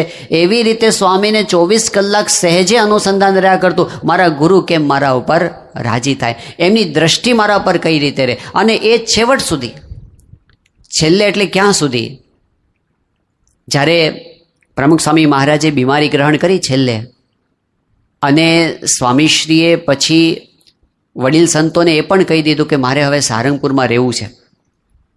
એ વખતે સ્વામીશ્રીએ સદગુરુ સંતોને, વડીલ સંતોને એ પણ કહી દીધું કે મારો અગ્નિ સંસ્કાર તમે કઈ જગ્યાએ કરશો. એમણે કીધું મારે સારંગપુરમાં દેહ મૂકવો છે. અને પછી બાપા બોલ્યા, એ સ્થાન સ્વામીએ નિશાન કરીને બતાવ્યું. સ્વામી કહે કે મારો અગ્નિ સંસ્કાર એવી જગ્યાએ કરજો કે મારી દૃષ્ટિ એ ભગવાન સામે હોય અને મારા ગુરુની દૃષ્ટિ મારા ઉપર હોય. છેલ્લો શ્વાસ જ્યારે એમને મૂક્યો ત્યારે પણ એમની અંતિમ ઈચ્છા એક જ હતી, મારા ગુરુની દૃષ્ટિ મારા પર અખંડ રહ્યા કરે. અને એ જગ્યાએ બાપાનો અંત્યેષ્ટિ સંસ્કાર કરવામાં આવ્યો. આપણા જીવનમાં આવી રીતે ગુરુ કેન્દ્ર સ્થાનમાં આવી જાય ને, ગુરુ પ્રમુખ સ્વામી મહારાજ, ગુરુ મહંત સ્વામી મહારાજ આપણા જીવનમાં એવી રીતે આવી જાય કે આપણે જે કાંઈ કરીએ એ બધું જ એમને રાજી થાય એ રીતે કરીએ ને, તો સ્વામિનારાયણ ભગવાને વચનામૃત ગરડા મધ્ય 11માં એવું કહ્યું છે, કર્મ માત્ર ભક્તિરૂપ થઈ જાય. આપણે આપણો વ્યવહાર કરતા હોઈએ ને, સંસારની જવાબદારી નિભાવતા હોઈએ એ પણ ભક્તિરૂપ થઈ જાય છે. એ પણ ગુણાતીત કર્મ થઈ જાય છે. એ સત્વગુણી, રજોગુણી, તમોગુણી નહીં, પરમ શાંતિ આપનારું કર્મ એ થઈ જાય છે. અખંડ આપણને એ વિચાર રહ્યા કરે મારે સ્વામીને રાજી કરવા છે. જો આપણી નજર સમક્ષ એ હોય ને તો આપણાથી ક્યારેય ખોટું કામ નહીં થાય. સંજોગો એવા હોય છે ઘણી વખત કે આપણે તણાઈ જઈએ, આજુબાજુનું વાતાવરણ એવું, આપણા અંતરની લાગણીઓ એવી, આપણા પૂર્વ સંસ્કાર, આપણી વાસનાઓ, આપણા સ્વભાવો આપણને ઘણી વખત આપણે ન કરવું હોય કે ન કરવું જોઈએ એવી વસ્તુ તરફ ખેંચી જાય. ન બોલવાનું બોલાઈ જાય, ન ખાવાનું ખવાઈ જાય, ન જોવાનું જોવાઈ જાય. એવા સમયે આપણી રક્ષા કોણ કરે છે? જો આ ગુરુની સામું આપણી દ્રષ્ટિ હોય ને. 2004ની સાલનો પ્રસંગ છે. અમેરિકાની અંદર એડિસન વિસ્તારમાં નિલેશ પટેલ નામનો એક યુવાન, આર્થિક સ્થિતિ સાધારણ, ભારતથી દેવું કરીને પરદેશ ગયેલો યુવક, કોકના કન્ઝ્યુમર સ્ટોરની અંદર એ પોતે નોકરી કરે પગાર ઉપર. એમની દુકાનની અંદર બધી જેમ જીવન જરૂરિયાતની વસ્તુઓ મળે એમ લોટરી પણ મળે.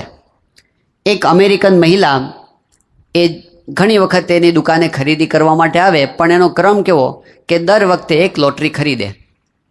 કોઈ દિવસ લોટરી લાગે નહીં એને, પણ ખરીદે ખરા. અને જ્યારે બીજી વખત આવે ત્યારે જૂની લોટરી પાછી આપે. પછી દુકાનમાં જે વસ્તુઓ એને લેવાની હોય, ગ્રોસરી વગેરે, એ પોતે ખરીદી કરીને પાછા આવીને પૂછે નિલેશને કે મને કંઈ લાગ્યું? એટલે નિલેશ જોઈને કે તમને કાંઈ લાગ્યું નથી. એ કે સારું, વાંધો નહીં, બીજી આપો. આ એનો કાયમનો ક્રમ. એક વખત એવું થયું, એ મહિલા પોતે આવ્યા, પોતાની લોટરીની ટિકિટ નિલેશના હાથમાં આપી અને પછી દુકાનમાં બીજી બધી વસ્તુઓ પોતે ખરીદવા માંડ્યા.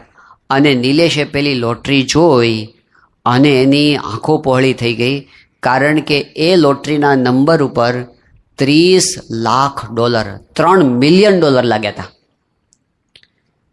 15 કરોડ રૂપિયા એના હાથમાં હતા, જે એ વખતના ભાવ પ્રમાણે. અને 2 સેકન્ડ તો એની પગ નીચેથી ધરતી સરકી ગઈ અને એને એવું લાગ્યું કે મારું બધું દેવું ચૂકવાઈ જશે, મારા બધા કામ થઈ જશે. બંગલા દેખાવા માંડ્યા, ગાડીઓ દેખાવા માંડી, રોયલ લાઈફ દેખાવા માંડી. એને થયું કે હું આ બેનને એવું કહી દઉં કે લોટરી નથી લાગી, એ ક્યાં પૂછવાની છે મને. પણ જ્યારે એવો વિચાર આવ્યો ને, બીજે જ ક્ષણે એને સામે પ્રમુખ સ્વામી મહારાજ દેખાયા. જાણે અંતરિક્ષમાંથી બાપા દ્રષ્ટિ કરતા હોય એવો એમને અનુભવ થયો. અને એકદમ એને લાગ્યું કે બાપા મારા પર રાજી નહીં થાય. જો આ ક્ષણે હું લપસી પડીશ તો મને 15 કરોડ રૂપિયા તો મળશે, પણ જિંદગીભર માટે બાપાની દ્રષ્ટિમાંથી હું પડી જઈશ. મને 15 કરોડ જશે, પોસાશે, મારા ઉપર કુરાજી થશે, એ મને નહીં પોસાય. અને એને એકદમ હિંમત આવી ગઈ. તરત એમણે પેલા બહેનને બોલાવીને કીધું, કોંગ્રેચ્યુલેશન્સ, તમને નંબર લાગી ગયો છે. એને હાશ થઈ. અને પછી જ્યારે બાપા થોડાક મહિના પછી અમેરિકા ગયા, ત્યારે આ નિલેશે સ્વામી બાપા સમક્ષ માફી માગી. એ કે બાપા મને માફ કરજો કે મને થોડીક સેકન્ડ માટે એવો ખરાબ વિચાર કેમ આવી ગયો. આપ નારાજ થાઓ એવો વિચાર, એવું કરવાનો વિચાર મને કેમ આવી ગયો, તો મારાથી સ્વામી ભૂલ થઈ ગઈ છે.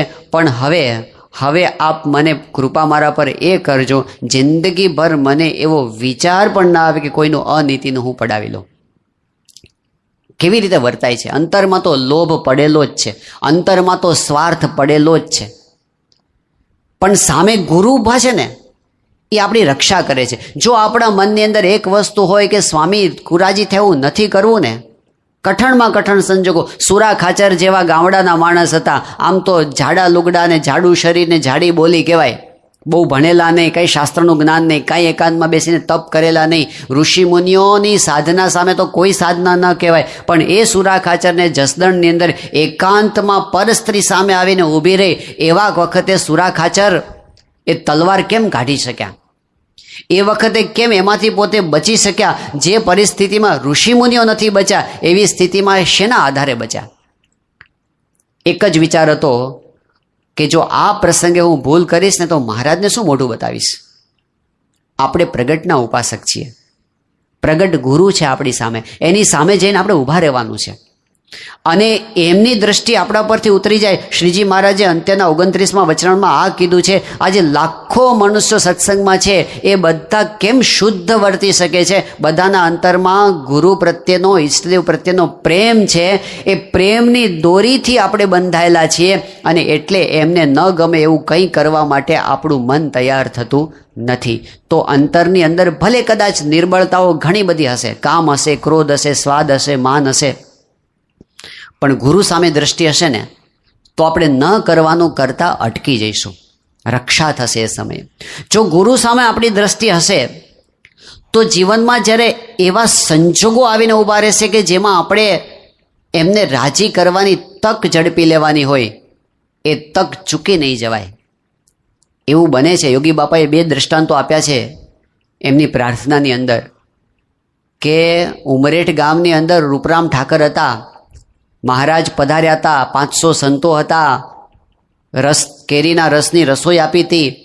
રસ પીરસાઈ ગયો, મહારાજે પોતે પીરસ્યો. બ્રહ્માનંદ સ્વામીને મહારાજે પૂછ્યું કે બ્રહ્માનંદ સ્વામી રસ કેવો? બ્રહ્માનંદ સ્વામી કે ચોટલી ઊંચી થઈ જાય એવો. એટલો બધો ખાટો રસ હતો. મહારાજે રૂપરામ ઠાકરને કહ્યું કે રૂપરામ, ઘરમાં ખાંડ છે? રૂપરામ ઠાકર કે મહારાજ અમારી નાતમાં રિવાજ નથી ખાંડ પીરસવાનો. મહારાજે ખાંડ માગી ન આપી. પરમહંસો તો જમી ગયા, પણ રૂપરામને પાછળથી પસ્તાવો થયો કે અરર મહારાજે માગી અને હું નાતના રિવાજમાં બંધાણો. આપણને કોક વખત નાતનો રિવાજ, કોક વખત આપણી માન્યતાઓ અને પૂર્વગ્રહો, આપણે નક્કી કરેલા સિદ્ધાંતો આપણને પ્રત્યક્ષ ભગવાનનો રાજીપો અને આદેશ ઝીલવામાંથી પાછા પાડી દેશે. ન કરી શક્યા બળતરા જિંદગીભર રહી ગઈ, પછી એણે જિંદગીભર ખાંડ ખાધી નથી. આ પસ્તાવાની અંદર પ્રગટ ભગવાનનો રાજીપો ચૂક્યા, એ પસ્તાવાને ખાંડ ખાધી નથી. તો યોગી બાપા કે એવી બળતરા અમને ન રહે. રૂડાભાઈ વેળાવદરના હરિભક્ત મહારાજ પાસે આવ્યા. મહારાજે એમના બળદ જોયા, ગાડાને જોડે. મહારાજ કે બળદ બહુ સારા છે, આવા બળદ જો અહીં હોય તો ગોપીનાથજીની સેવામાં બહુ કામ લાગે. આવા બળદ એટલે રૂડાભાઈ આવા બળદ હોય તો કેજો, અમારે જોઈએ છે. રૂડાભાઈએ શબ્દ પકડ્યો, એ કે હા મહારાજ, આવા બળદ મળશે ને તો જોઈશ. આવા બળદ 6 મહિના પછી ફરી મળ્યા. મહારાજે કીધું રૂડાભાઈ બળદ? એ કે હા મહારાજ, હું શોધું છું પણ આવા બળદ નથી મળતા. વર્ષ પછી કીધું આવા બળદ નથી મળતા. અને છેલ્લે મહારાજ ધામમાં જતા રહ્યા. રૂડાભાઈને અંતરમાં બળતરા રહી ગઈ, મેં આવા બળદ શબ્દ પકડી રાખ્યો, આ બળદ કેમ નો આપી દીધા? પછી 8 જોડી બળદ આપ્યા એ બળતરા મટાડવા માટે. પણ ટાણું ચૂકી જવાય છે. જે વખતે સામે શું કંઈક ને કંઈક માન્યતાઓ આપણી જો રાજીપાનો વિચાર ન હોય તો સેવા કરતા હોય, ભક્તિ કરતા હોય. ભગતજી મહારાજના વખતની અંદર નડિયાદના ઝવેરીલાલભાઈ સુખી સંપન્ન હરિભક્ત, એ વખતે પૈસે ટકે ગરડાની અંદર ભેગા થયા હતા. ભગતજી મહારાજનું આખું મંડળ હતું. ભગતજી મહારાજની ઈચ્છા એવી કે આપણે જલજીરીના પારણાની રસોઈ આપવી છે. બધા હરિભક્તોને કીધું કે 1000 રૂપિયાની સેવા કરવાની, 500 રૂપિયા એટલે કે અડધા છે એ ઝવેરીલાલભાઈ આપે અને અડધા આખું મંડળ ભેગા થઈને આપે.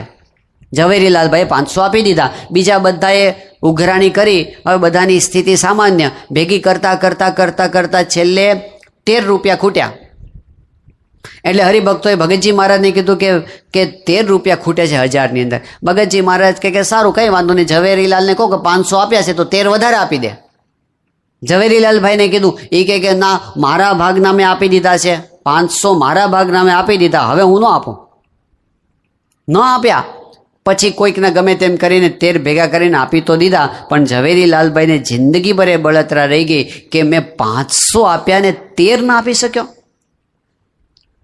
શું નડી જાય છે? જો સેવા કરતા સારું કામ કરતા પ્રત્યક્ષ ભગવાનને, પ્રત્યક્ષ ગુરુના રાજીપા કરતા આપણા મનની અંદર કોઈ પણ વિચાર પ્રધાન થાય છે ને, ત્યારે આપણે તક ચૂકી જઈએ છીએ. રાજીપાની તક આવીને જતી રહે. જો મનમાં વિચાર હશે ને તો તક ઝડપી શકાશે. એટલા માટે ગુરુની સામે દ્રષ્ટિ જરૂરી છે. કારણ કે ગુરુની આવી એક દ્રષ્ટિમાં તો જિંદગીનું કામ પાકી જાય છે. એક જ નજરમાં 52 દિને એક નજર મેળવી લીધી ગુણાતીતાન સ્વામીનું, કામ પાકી ગયું. શું કર્યું છે શું એમને જાજુ? બાલમુકુંદ સ્વામી હતા આપણે ગોંડલની અંદર, તો એક સભાની અંદર એ વખતે સંતોની સભા હતી. પ્રશ્નો પૂછાયો કે યોગી બાપા આપના પર રાજી કેવી રીતે થયા? તો બાલમુકુંદાસ સ્વામી બોલે, એ પહેલાં પ્રમુખ સ્વામી કે એનો જવાબ હું આપું. એમ કરીને પ્રમુખ સ્વામી મારે જવાબ આપવા માંડ્યા કે જ્યારે આફ્રિકાની અંદર યોગી બાપાને પહેલી વિદેશ યાત્રામાં જવાનું હતું અને એમના સેવક તરીકે બાલમુકુંદ સ્વામીનું નામ નક્કી થઈ ગયું હતું. છેલ્લે એ બોચાસણ જ્યારે નાના અક્ષર સ્વામી મોટી ઉંમરના સંત હતા, એમની સેવા કરતા હતા અને યોગી બાપા એમને લેવા માટે ગયા. અને પછી છેલ્લે નાના અક્ષર સ્વામીને મળવા ગયા કે હવે અમે જઈએ છીએ અને બાલમુકુંદ દાસ સ્વામીને લઈ જઈએ છીએ અમારી ભેગા. નાના અક્ષર સ્વામીએ કીધું, તો મારી સેવા કોણ કરશે? યોગી બાપાએ બાલમુકુંદ સ્વામી સામે જોયું અને એક દ્રષ્ટિની અંદર બાલમુકુંદ સ્વામી પામી ગયા કે યોગી બાપાની મરજી અહીં રોકાવાની છે. હાથ જોડીને બાપા હું અહીં રહીશ. અને બાપા એટલા બધા રાજી થઈ ગયા, આવા સાધુ સાથે તો અખંડ રહીએ એવો યોગી બાપાના ઉદ્ગાર નીકળી ગયા. પ્રમુખ સ્વામી મહારાજ કે એક પ્રસંગની અંદર યોગી બાપાની મરજી ઝીલી લીધી ને એમાં રાજીપો થઈ ગયો. ટાણા આવે છે. એ ક્યારે ટાણા ઝડપી શકાય? જ્યારે આપણી ગુરુની પ્રસન્નતા સામુ દ્રષ્ટિ હોય ત્યારે આખી જિંદગીનું કામ થઈ જાય છે. તો સ્વામી આપણને એ શીખવ્યું કે રાજીપાનો વિચાર હોય તો ટાણું નહીં ચૂકાય. અને ત્રીજી વાત, જો રાજીપાનો વિચાર નજર સમક્ષ હશે તો આપણે ડાયવર્ટ નહીં થઈ જઈએ. ઘણી વખત સારું કામ કરતાં પણ ડાયવર્ટ એ રીતે થઈ જાય છે કે આપણું પ્રેરક બળ બદલાઈ જાય. સેવા કરી હોય પણ અપેક્ષા એવી રહ્યા કરે કે મારા નામની જાહેરાત થવી જોઈએ. સેવા કરી હોય પણ ઈચ્છા એવી રહ્યા કરે આપણું પહેલું આસન પડવું જોઈએ. અને જો કોઈક જગ્યાએ કંઈ પાસમાં ગરબડ થઈ કે કંઈ થયું ને એટલે તરત દાવો થાય કે અમે આટલી સેવા કરીને છતાંય અમારી કોઈ કિંમત નહીં, તો સેવા શેના માટે કરી છે આપણે? ભૂલી જવાય. અને એ કરતાં પણ આપણું નિશાન એવું રહ્યા કરે કે આપણો વટ પડે, આપણે આગળ આવીએ, પ્રતિષ્ઠા વધે. કનક તજો કામિની તજો તજો ધાતુ કો સંગ તુલસી લઘુ ભોજન કરી જીવે માન કે રંગ. બધું છોડ્યા પછી પણ ઈચ્છા માન સન્માનને રહ્યા કરે. એ વખતે ડાયવર્ઝન આવી જાય. જો કેવળ રાજીપાનો વિચાર હોય ને, મારે બીજું કાંઈ જોતું નથી, બસ સ્વામી તમે અંતરથી રાજી થાઓ એટલે બધું જ આવી ગયું. તો સ્વામીશ્રીએ ગુરુની સામે નજર રાખવાની વાત કરી, ગુરુના રાજીપા સામુ દ્રષ્ટિ રાખવાની વાત કરી. એ આપણને એમણે 5મો સંદેશ શીખવ્યો. અને આજે હવે છેલ્લો સંદેશ, 6ઠ્ઠો સંદેશ. આ 6ઠ્ઠો જીવન સંદેશ એ સ્વામી બાપાનો ઉપદેશ નથી, પણ એમનું વચન છે. કયું વચન? તો સ્વામી બાપા બોલ્યા હતા, પરદેશના કિશોરોની શિબિરની અંદર બોલ્યા હતા, આઈ will always be with you. હું તમારી સાથે હંમેશા રહીશ. પ્રમુખ સ્વામી મહારાજના આખા જીવનની એક વિશેષતા જો જોવી હોય ને તો એ કઈ છે કે સ્વામીશ્રીના જીવનમાં એવું ક્યારેય બન્યું નથી કે એમણે વચન આપ્યું હોય અને નિભાવ્યું ના હોય. એમની રીત એવી હતી, ઓછું વચન આપે ને વધારે નિભાવે. એવું ના કરે કે પહેલેથી વચન આપી દે જાજુ ને પછી ઓછું કરે, એવું નહીં. સ્વામી વચન આપવામાં ધીરજ રાખે, ઉતાવળે વચન ના આપી દે. એમને કદાચ ડાઉટ હોય ને તો એ એવી રીતે જ બોલે કે વચન ન આપી દે, પણ બોલ્યા પછી ક્યારેય એમાં ફેરફાર થવા દે નહીં. અને સાવ નાના બાળકને વચન આપ્યું હોય ને, 92ની સાલમાં બાપા બોચાસણની અંદર હતા અને કાયાવરણ ગામનો નાનો બાળક અભય જયસ્વાલ કરમસદની અંદર રહેતા એના મામા સાથે એ 10 વર્ષનો બાળક બાપાના દર્શને આવ્યો અને દર્શનમાં એમણે કીધું કે બાપા અમારે ગામ કારવણ આવજો ને. સ્વામી કે અમે આવશું.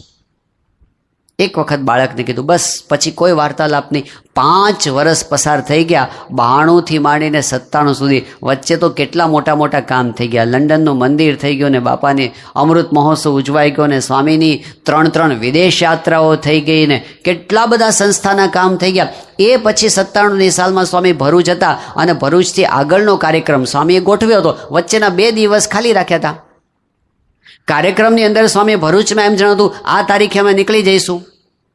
સામે જે પહોંચવાનું હતું તે હું કીધું આ તારીખે અમે આવીશું. વચ્ચે 2 દિવસ છે ના છે, સ્વામી કોઈને જણાવેલું નહીં, એ રાખી મૂક્યા. છેલ્લે દિવસે બાપાએ કીધું, બાપા કે આપણે કારવણ જવું છે. હવે શું કામ? ત્યાં નથી કોઈ પ્રતિષ્ઠાનો મહોત્સવ, નથી કાંઈ પારાયણનું પર્વ, નથી કોઈ હરિભક્તનો આગ્રહ, નથી કોઈ નિમંત્રણ, નથી કોઈ આયોજન. સ્વામી કે આપણે જવું છે. શું કામ? એ ગયા પછી ખબર પડી, બાપાએ 5 વર્ષ પહેલાં એક બાળકને વચન આપ્યું હતું ને, એ બાપા ભૂલ્યા નહોતા. તો એમના જીવનની આ રીત હતી કે એ ક્યારેય જિંદગીમાં ખોટું બોલ્યા નથી. કોઈને ખોટા વચન આપીને એમને લલચાવ્યા નથી કે ટેમ્પરરીલી અમથા રાજી કરી દીધા નથી. એ બોલતા, એ પોતે કરી બતાવતા. તો એમણે આ જે વચન આપણને આપ્યું છે કે હું તમારી સાથે હંમેશા રહીશ, એ રહ્યા. આ દેહ હતો ત્યાં સુધી આપણી સાથે પોતે હંમેશા ભેગા ને ભેગા રહ્યા. સ્વામીની જીવનશૈલી કેવી હતી? એકાંત પ્રિય નહીં, એ બધાની સાથે રહેતા. એમને સમૂહની અંદર રહેતા. જમવાનું સમૂહમાં, સૂવાનું સમૂહમાં, સ્નાન કરે તોય જાહેરમાં, સમૂહમાં. આખી જિંદગી એમની જાહેર જિંદગી હતી. સ્વામીશ્રી 95ની અંદર અમૃત મહોત્સવનો સમય પછી જ્યારે ત્યાં મહારાષ્ટ્રમાં પધારેલા, એ વખતે મહારાષ્ટ્રમાં ચોપડા નામનું એક નાનું શહેર છે. ત્યાં એ વખતના મહારાષ્ટ્રના મંત્રી હતા અરુણભાઈ ગુજરાતી. એમના ઘરે બાપાને 1 દિવસ માટે રહેવાનું હતું. એનો બહુ આગ્રહ હતો એટલે બાપા પધાર્યા હતા. સ્વામી સવારના 11-1 વાગ્યાની આસપાસ પહોંચ્યા એટલે એ વખતે એમને સ્વાગત કર્યું ઘરે. એમના જે મિત્ર મંડળ, સગાવાલા હોય એ બધાને બાપાના આશીર્વાદ અપાવ્યા. એ બધું થઈ ગયું. એ દરમિયાન ઠાકોરજીનો થાળ થઈ ગયો. સ્વામી બેઠક ખંડમાં બેઠા હતા. પછી એ જ જગ્યાએ સ્વામીશ્રીનું ભોજન શરૂ થવાનું હતું. સામે ખુરશી ઉપર અરુણભાઈના પિતાશ્રી બેઠા હતા. તો જ્યારે બધું પૂરું થયું અને પછી સ્વામીને હવે બધા મહેમાનોને મળી લીધું, પછી એ જ આસને ભોજન કરવાનું હતું. એટલે સ્વામીની સામે બધી વ્યવસ્થા ગોઠવવા માંડી.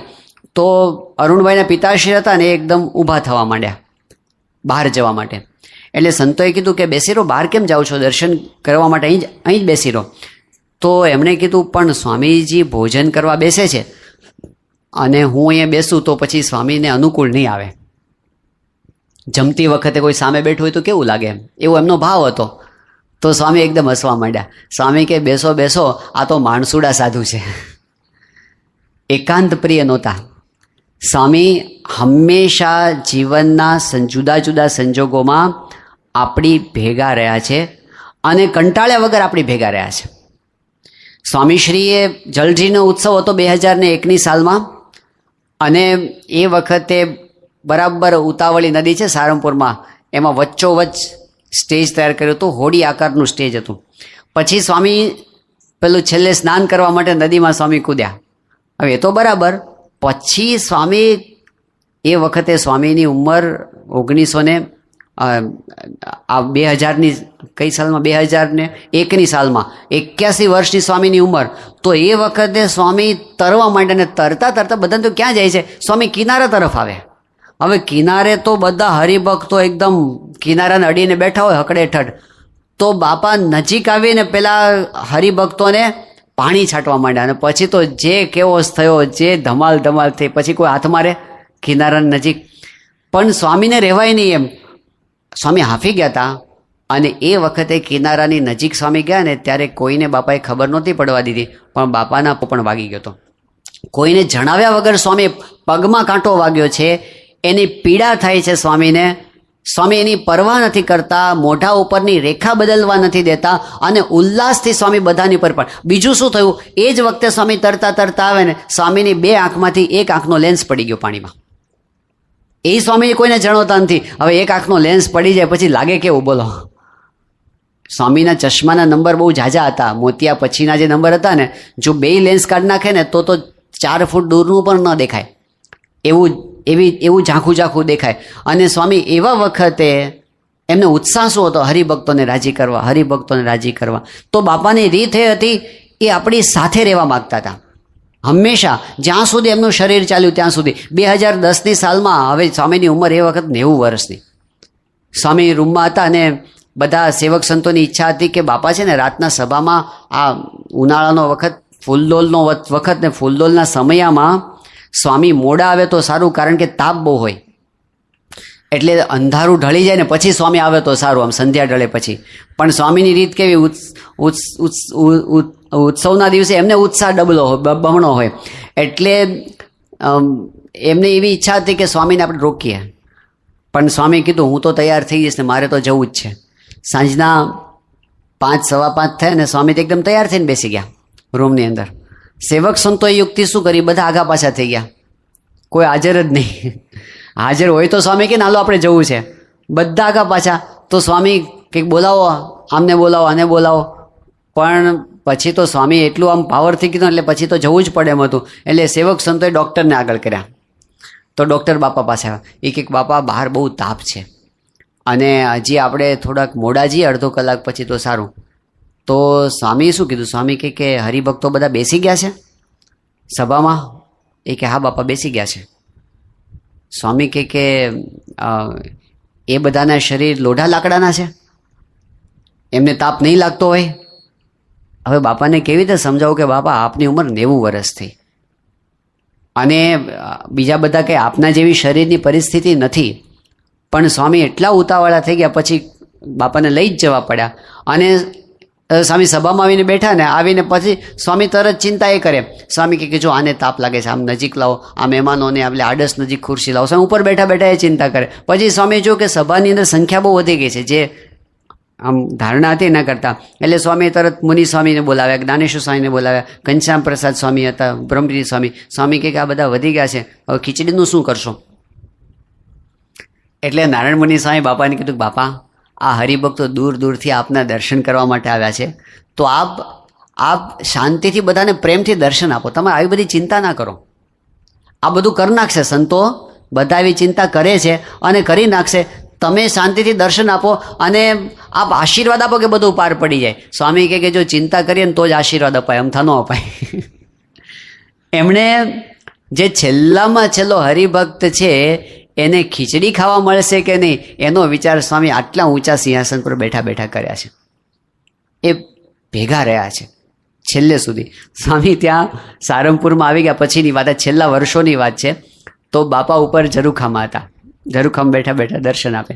અને એ વખતે છે ને અમદાવાદની ત્યાંની જે એરપોર્ટ ઓથોરિટી હોય ને એના ને ઇન્દોરની એરપોર્ટ ઓથોરિટી એના જે મુખ્ય ઓફિસર હોય એ અમદાવાદથી આવ્યા હતા અને એમને એસી બ્રહ્મભટ્ટ સારંગપુર લઈને આવ્યા હતા દર્શન માટે. પહેલી વખત બાપાના દર્શન આવ્યા હતા.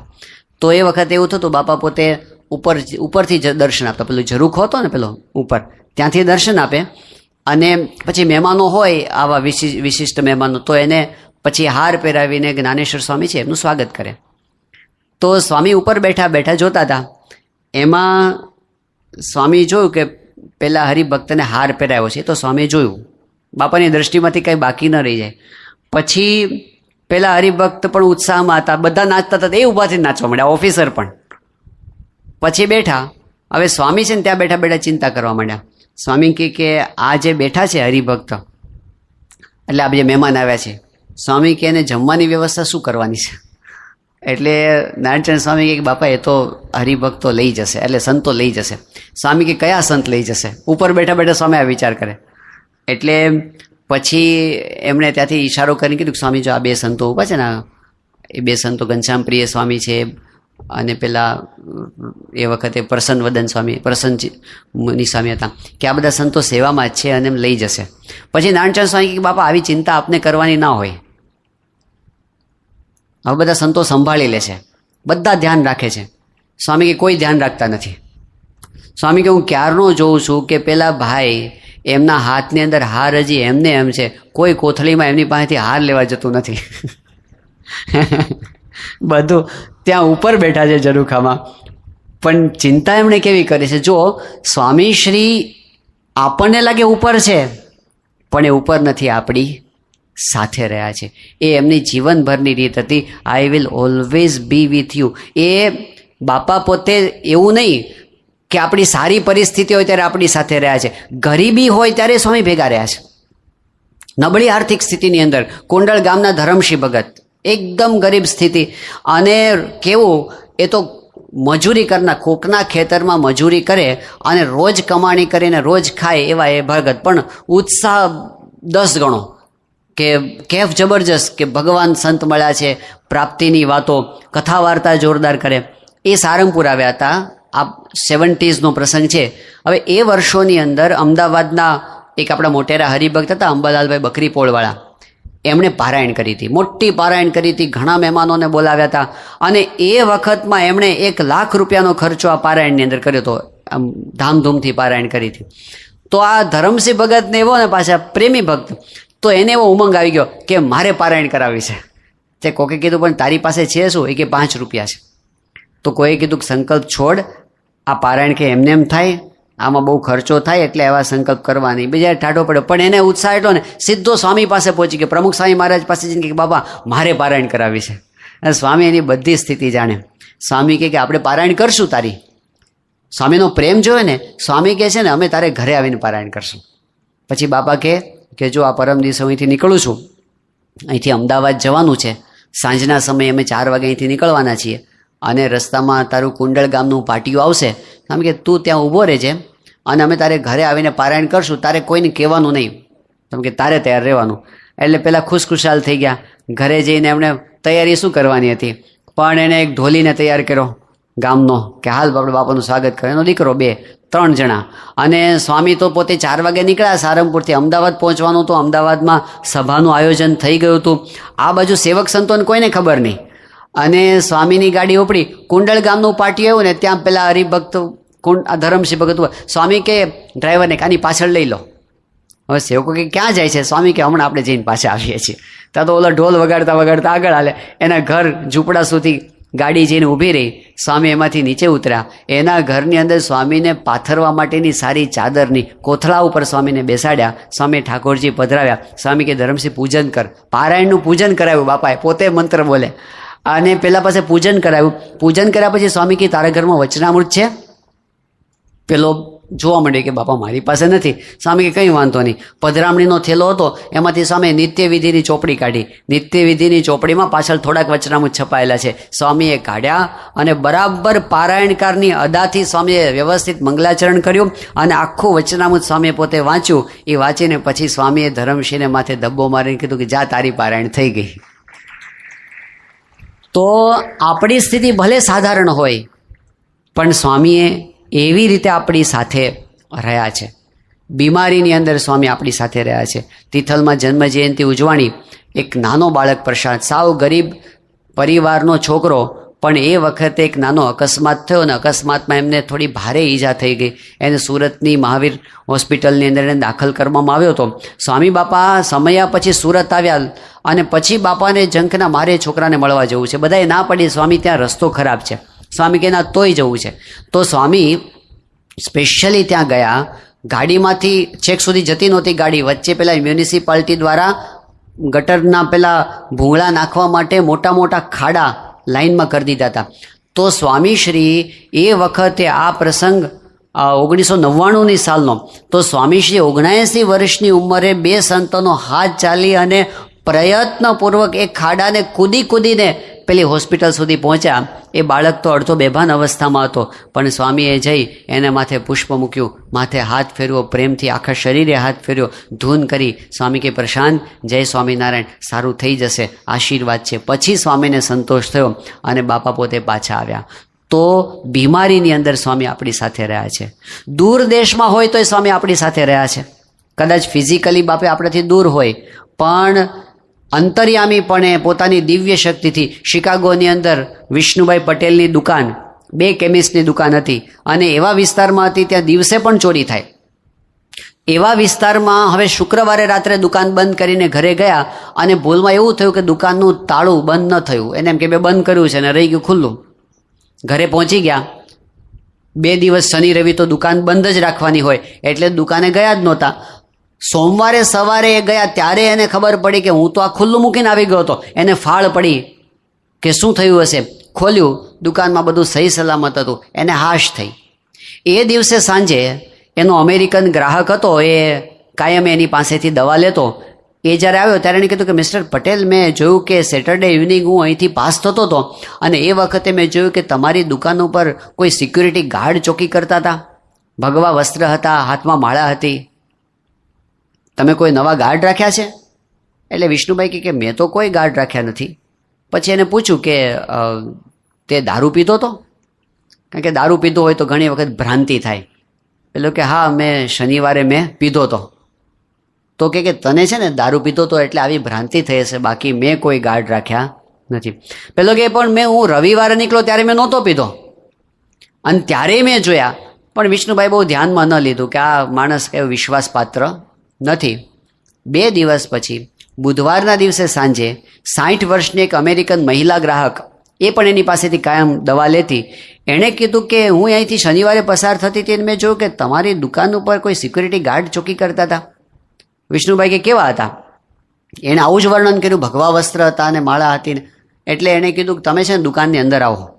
અંદર આવીને એમણે ગુરુ પરંપરાની છબી બતાવી કે આમાંથી કોણ હતા. એણે પ્રમુખ સ્વામી મહારાજની મૂર્તિ બતાવીને કીધું, ધીસ ઇઝ ધ મેન. આ તમારા દુકાનની સિક્યુરિટી કરતા હતા. તો એમણે બાપા ઉપર આભાર પત્ર લખ્યો, બાપા અમે અહીં ભૂલી જઈએ છીએ તમને, તમે ત્યાં બેઠા બેઠા અમને ભૂલતા નથી અને અહીં આવીને અમારી રક્ષા કરો છો. તો સ્વામી ફિઝિકલી દૂર હોય તો પણ દૂર દેશની અંદર પણ આપણી સાથે રહ્યા છે. આપણે હરિભક્ત છે દિલીપભાઈ કાવીઠા, એમણે સ્વામીને વાત કરી. એને બહુ બાપા સાથે પ્રેમ, છાત્રાલયમાં રહેતા હતા ત્યારથી, અને બોલવાની છૂટ. એ નવા અમેરિકા ગયા હતા અને ત્યાં શિકાગો પેલા ન્યુયોર્કની અંદર એ પોતે મેનહટનમાં ને એવા અમુક તો સાવ સામાન્ય વિસ્તાર હતો, ત્યાં એમને રોજ જવા આવવાનું થતું. એટલે એમણે સ્વામીને કીધું કે સ્વામી, મારે એવા વિસ્તારમાં જવાનું થાય છે ને ત્યાં કોઈ આપણું છે નહીં, અને અમુક જગ્યા તો એવી છે કે ખરેખર જોખમકારક છે, અને ક્યાંક તો કોઈક મારી નાખે એવી પણ જગ્યાઓ છે જ્યાં લૂંટમાર પણ થાય છે ને કોઈક મારી પણ નાખે લૂંટફાટ કરતાં.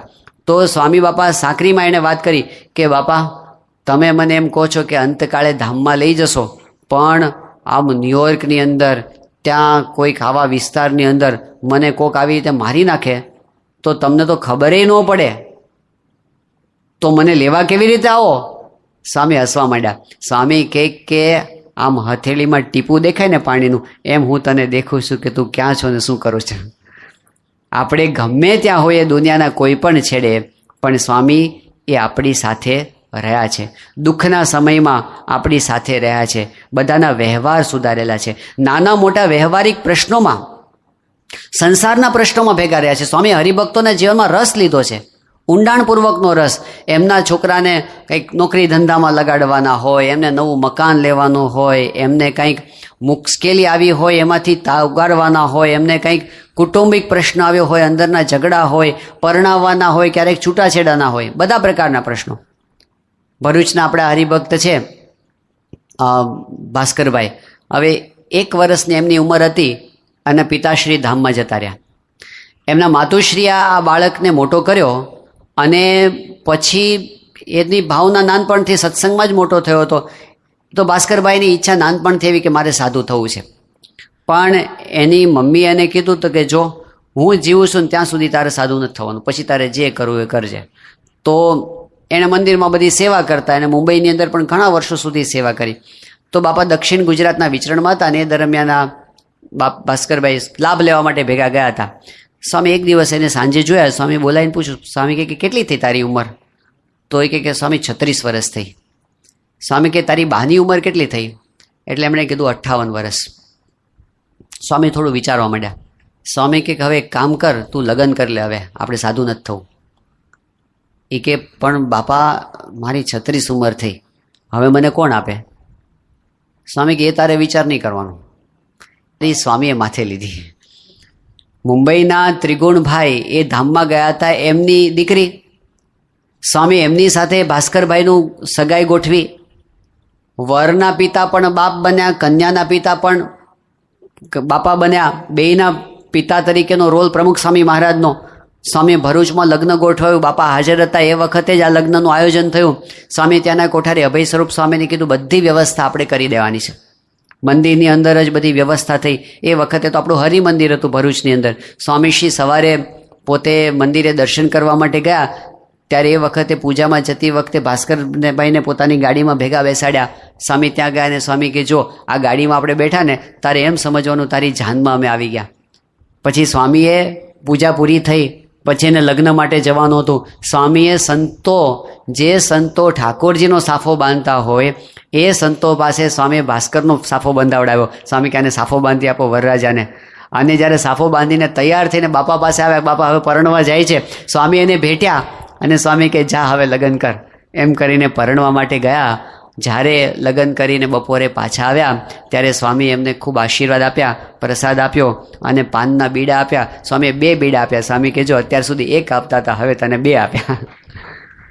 પણ એટલા બધા સ્વામી એના, આ તો વ્યવહારિક વિરક્ત પુરુષ છે. આ સંસારથી લાખો ગાઉ દૂરની મનોભૂમિકા ઉપર વર્તનારા પુરુષ છે. છતાં પણ કોકના છોકરાને પરણાવવા સ્વામી એને પોતાના દીકરા માન્યા છે.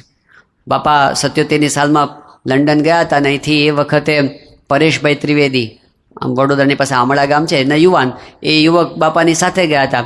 હવે એમાં ત્યાં લેસ્ટરની અંદર એક હરિભક્ત હતા, તો એમની દીકરી માટે લઈને માગું સ્વામીને પૂછવા માટે, સ્વામી કોને પરણાવું? તો સ્વામીએ પરેશભાઈનું ગોઠવી દીધું. સ્વામી કે આની હારે કરી નાખો.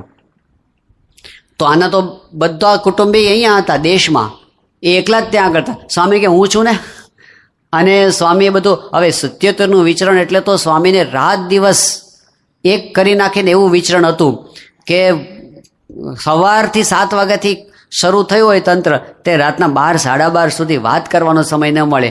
એટલી પધરામણીઓને એવું ભારે વિચરણ હતું. એમાં સ્વામી આની સગાઈનું ગોઠવ્યું અને પછી સ્વામી કે એના લગ્નનું તારીખ આપી દીધી. આ બાજુ સ્વામીએ ભાસ્કરને કીધું કહું તો તારા લગ્નની તૈયારી કર, થોડા દિવસ વિચરણમાં ના જોડાતો. એટલે એણે પછી બધી એની લગ્નની તૈયારીમાં પડ્યા. આગલે દિવસે એનો ફોન આવ્યો બાપા ઉપર અને એ વખતે સ્વામીને કીધું કે બાપા આવતીકાલે સનાતન મંદિરના હોલમાં મારા લગ્ન છે, તો આપ મને આશીર્વાદ આપવા માટે આવશો ને? એટલે સ્વામી કાંઈ બોલે ને એ પહેલાં જસભાઈ એ વખતે બધું પધરામણીનું આયોજન એ કરતા હતા. એણે બાપાના હાથમાંથી ફોન આંચકી લીધો અને ભાસ્કરભાઈને કે અરે આને પરેશભાઈને કે જો બાપાને બિલકુલ ટાઈમ નથી, આખા દિવસનો કાર્યક્રમ ટાઈટ છે, સ્વામી નહીં આવે એવું કીધું. સ્વામી પાછું માઇક પેલું ફોન પાછો ખેંચો. સ્વામી કહે કે પીઠી ચોળી? એ કે હા બાપા થઈ ગયું છે બધું, એની ચિંતા તમે ન કરો. સ્વામી કંઈક કામ કરજે ને, તું અહીં આવી જાય, અમે તને ઊભા આશીર્વાદ આપી દેશું અહીંયા. અને પછી ફોન મૂકતા સ્વામી કે ઊભા આવી જશો. અને ફોન મૂક્યો. બીજે દિવસે સ્વામી 25 ગાડી લઈને એના લગ્નની અંદર ગયા સનાતન મંદિરના હોલમાં, અને સ્વામીએ પરણાવ્યા. તો સ્વામી એવા પ્રસંગની અંદર પણ લગ્નના પ્રસંગે સ્વામી ભેગા રહ્યા છે. મૂંઝવણના પ્રસંગમાં સ્વામી ભેગા રહ્યા છે. એક જણને બહુ મૂંઝવણ થઈ ગઈ, આધ્યાત્મિક મૂંઝવણ, સાત્વિક મૂંઝવણ, અને એ કહે કે સ્વામી મારાથી આવું બધું વર્તાતું નથી. બીજા બધા જે રીતે આમ સારું વર્તન કરે છે, મારાથી આટલા બધા નિયમો પળાતા નથી, આટલું બધું મારાથી આમ આહનિક ને ભક્તિ ને બધું બહુ થતું નથી, મારું શું થશે? બાપા એને એટલું કીધું, હું બેઠો છું ને, તું શું કામ ચિંતા કરે છે? બસ સ્વામી બેઠા છે એમની સાથે, એટલું બધું બળ એમને મળી ગયું, એકદમ એ પોતે આધ્યાત્મિક માર્ગમાં આગળ વધી ગયા. તો સ્વામીની આ રીત હતી કે ભેગા રહેતા, એ આપણાથી આઘા ન રહ્યા, મોભો ન રાખ્યો, ઓતપ્રોત આપણી સાથે થઈ ગયા, અને વિશેષમાં અંતકાળે એ આપણી સાથે રહ્યા, વચન આપીને આપણી સાથે. કેટલાય પ્રસંગોની અંદર તો સ્વામી આમ કહી દીધું કે અમે આવશું. મુંબઈના બાળ કાર્યકર છે હરેશભાઈ ધોરાજી હતા, અને એમને કેન્સર થયું હતું. પરિસ્થિતિ એવી હતી કે આમ હોસ્પિટલની અંદર પણ કહી દીધું કે હવે એમના છેલ્લા દિવસો છે, ડૉક્ટરે પણ. તો હરેશભાઈને એ પરિસ્થિતિમાં વિચાર આવ્યો કે બાપા સારંગપુર છે અને ફૂલદોલનો ઉત્સવ થાય છે, તો મારે આમ છેલ્લો રંગોત્સવ છે, બાપાના હાથે રંગાવવા માટે જવું છે. તો એ વખતે બધા ડૉક્ટરે કીધું આમાં જવાય નહીં કોઈ, પણ હરને રઢ લીધી. એટલે એના સગાવાલાએ સંતોને કીધું કે શું કરું? સંતો કે બાપાને પૂછો. અને સ્વામી બાપાને પૂછ્યું કે શું કરું? બાપા કે લઈ આવો, એમની ઈચ્છા છે. તો મુંબઈથી પ્લેનની અંદર ભાવનગર લાવ્યા, ભાવનગરથી સ્પેશિયલ એમ્બ્યુલન્સમાં સારંગપુર ફૂલદોલના દિવસે લાવ્યા. આ બાજુ ફૂલદોલમાં 2003ની સાલનો પ્રસંગ, હજારો હરિભક્તો સામે બેઠા છે, રંગોત્સવ ચાલે છે, અને એવા વખતે એ ધમાલની અંદર વ્હીલચેરમાં કેવી પરિસ્થિતિમાં નાક પર નળી લગાડેલી છે, ઓક્સિજનનો બાટલો હારે છે, ભેગો પેલો આઈવી ચડાવેલી છે, એ 2 જણા બાટલા લઈને ભેગા ફરે છે, અને એને સ્ટેજ ઉપર ચડાવ્યા. સ્વામી બાપાએ એમની સામે પેલી પિચકારી માંડી, અને પેલા એટલા આનંદમાં છે, 2 હાથ ઊંચા કરીને કે બાપા આવવા દો. આની વિડીયો છે આપણી પાસે. તો બાપાએ એમને ખૂબ રંગ્યા. એ દિવસે સાંજે બાપાની વ્યક્તિગત મુલાકાતમાં એ જ્યારે મળવા માટે ગયા, ત્યારે સ્વામીને એમણે કીધું કે બાપા હવે ધામમાં લઈ જાઓ. તો બાપા કહે કે મહારાજ ધામમાં તેડી જશે. એ કે બાપા મહારાજ તો આવશે પણ તમે આવજો. તો સ્વામી એને આશીર્વાદ આપ્યા, એ નમ્યા. તો સ્વામી એને ધીમે રહીને કંઈક કહ્યું, અને એકદમ આનંદમાં આવી ગયા. બહાર નીકળ્યા પછી એમની સાથે જે હતા એણે પૂછ્યું કે બાપાએ શું કહ્યું? એ કે બાપાએ કહેવાની ના પાડી છે. સિક્રેટ રાખ્યું. મુંબઈ પહોંચ્યા, 10 દિવસ પસાર થયા, અને એણે સવારના પોરમાં બધાને કીધું કે તમે કહેતા હતા ને બાપાએ શું કહ્યું છે? બાપાએ મને એમ કહ્યું છે આજે ધામમાં લઈ જશે, અને લઈ ગયા. એ જ દિવસે ધામમાં લઈ ગયા. તો આપણને અંતકાળે ભેગા રહ્યા છે. ત્યાં હિંમતનગરની અંદર પ્રભુદાસ મોદી નામના જૂના હરિભક્તો, યોગી બાપાના વખતના, ખૂબ સેવા ભક્તિ એમણે કરેલી. બાપા 2001ની સાલમાં જ્યારે ત્યાં ગયા હતા હિંમતનગર, 7મી માર્ચનો ઘણું કરીને દિવસ હતો, તો એ વખતે સ્વામીએ સામેથી ઈચ્છા બતાવી આપણે એમને ઘરે જવું છે.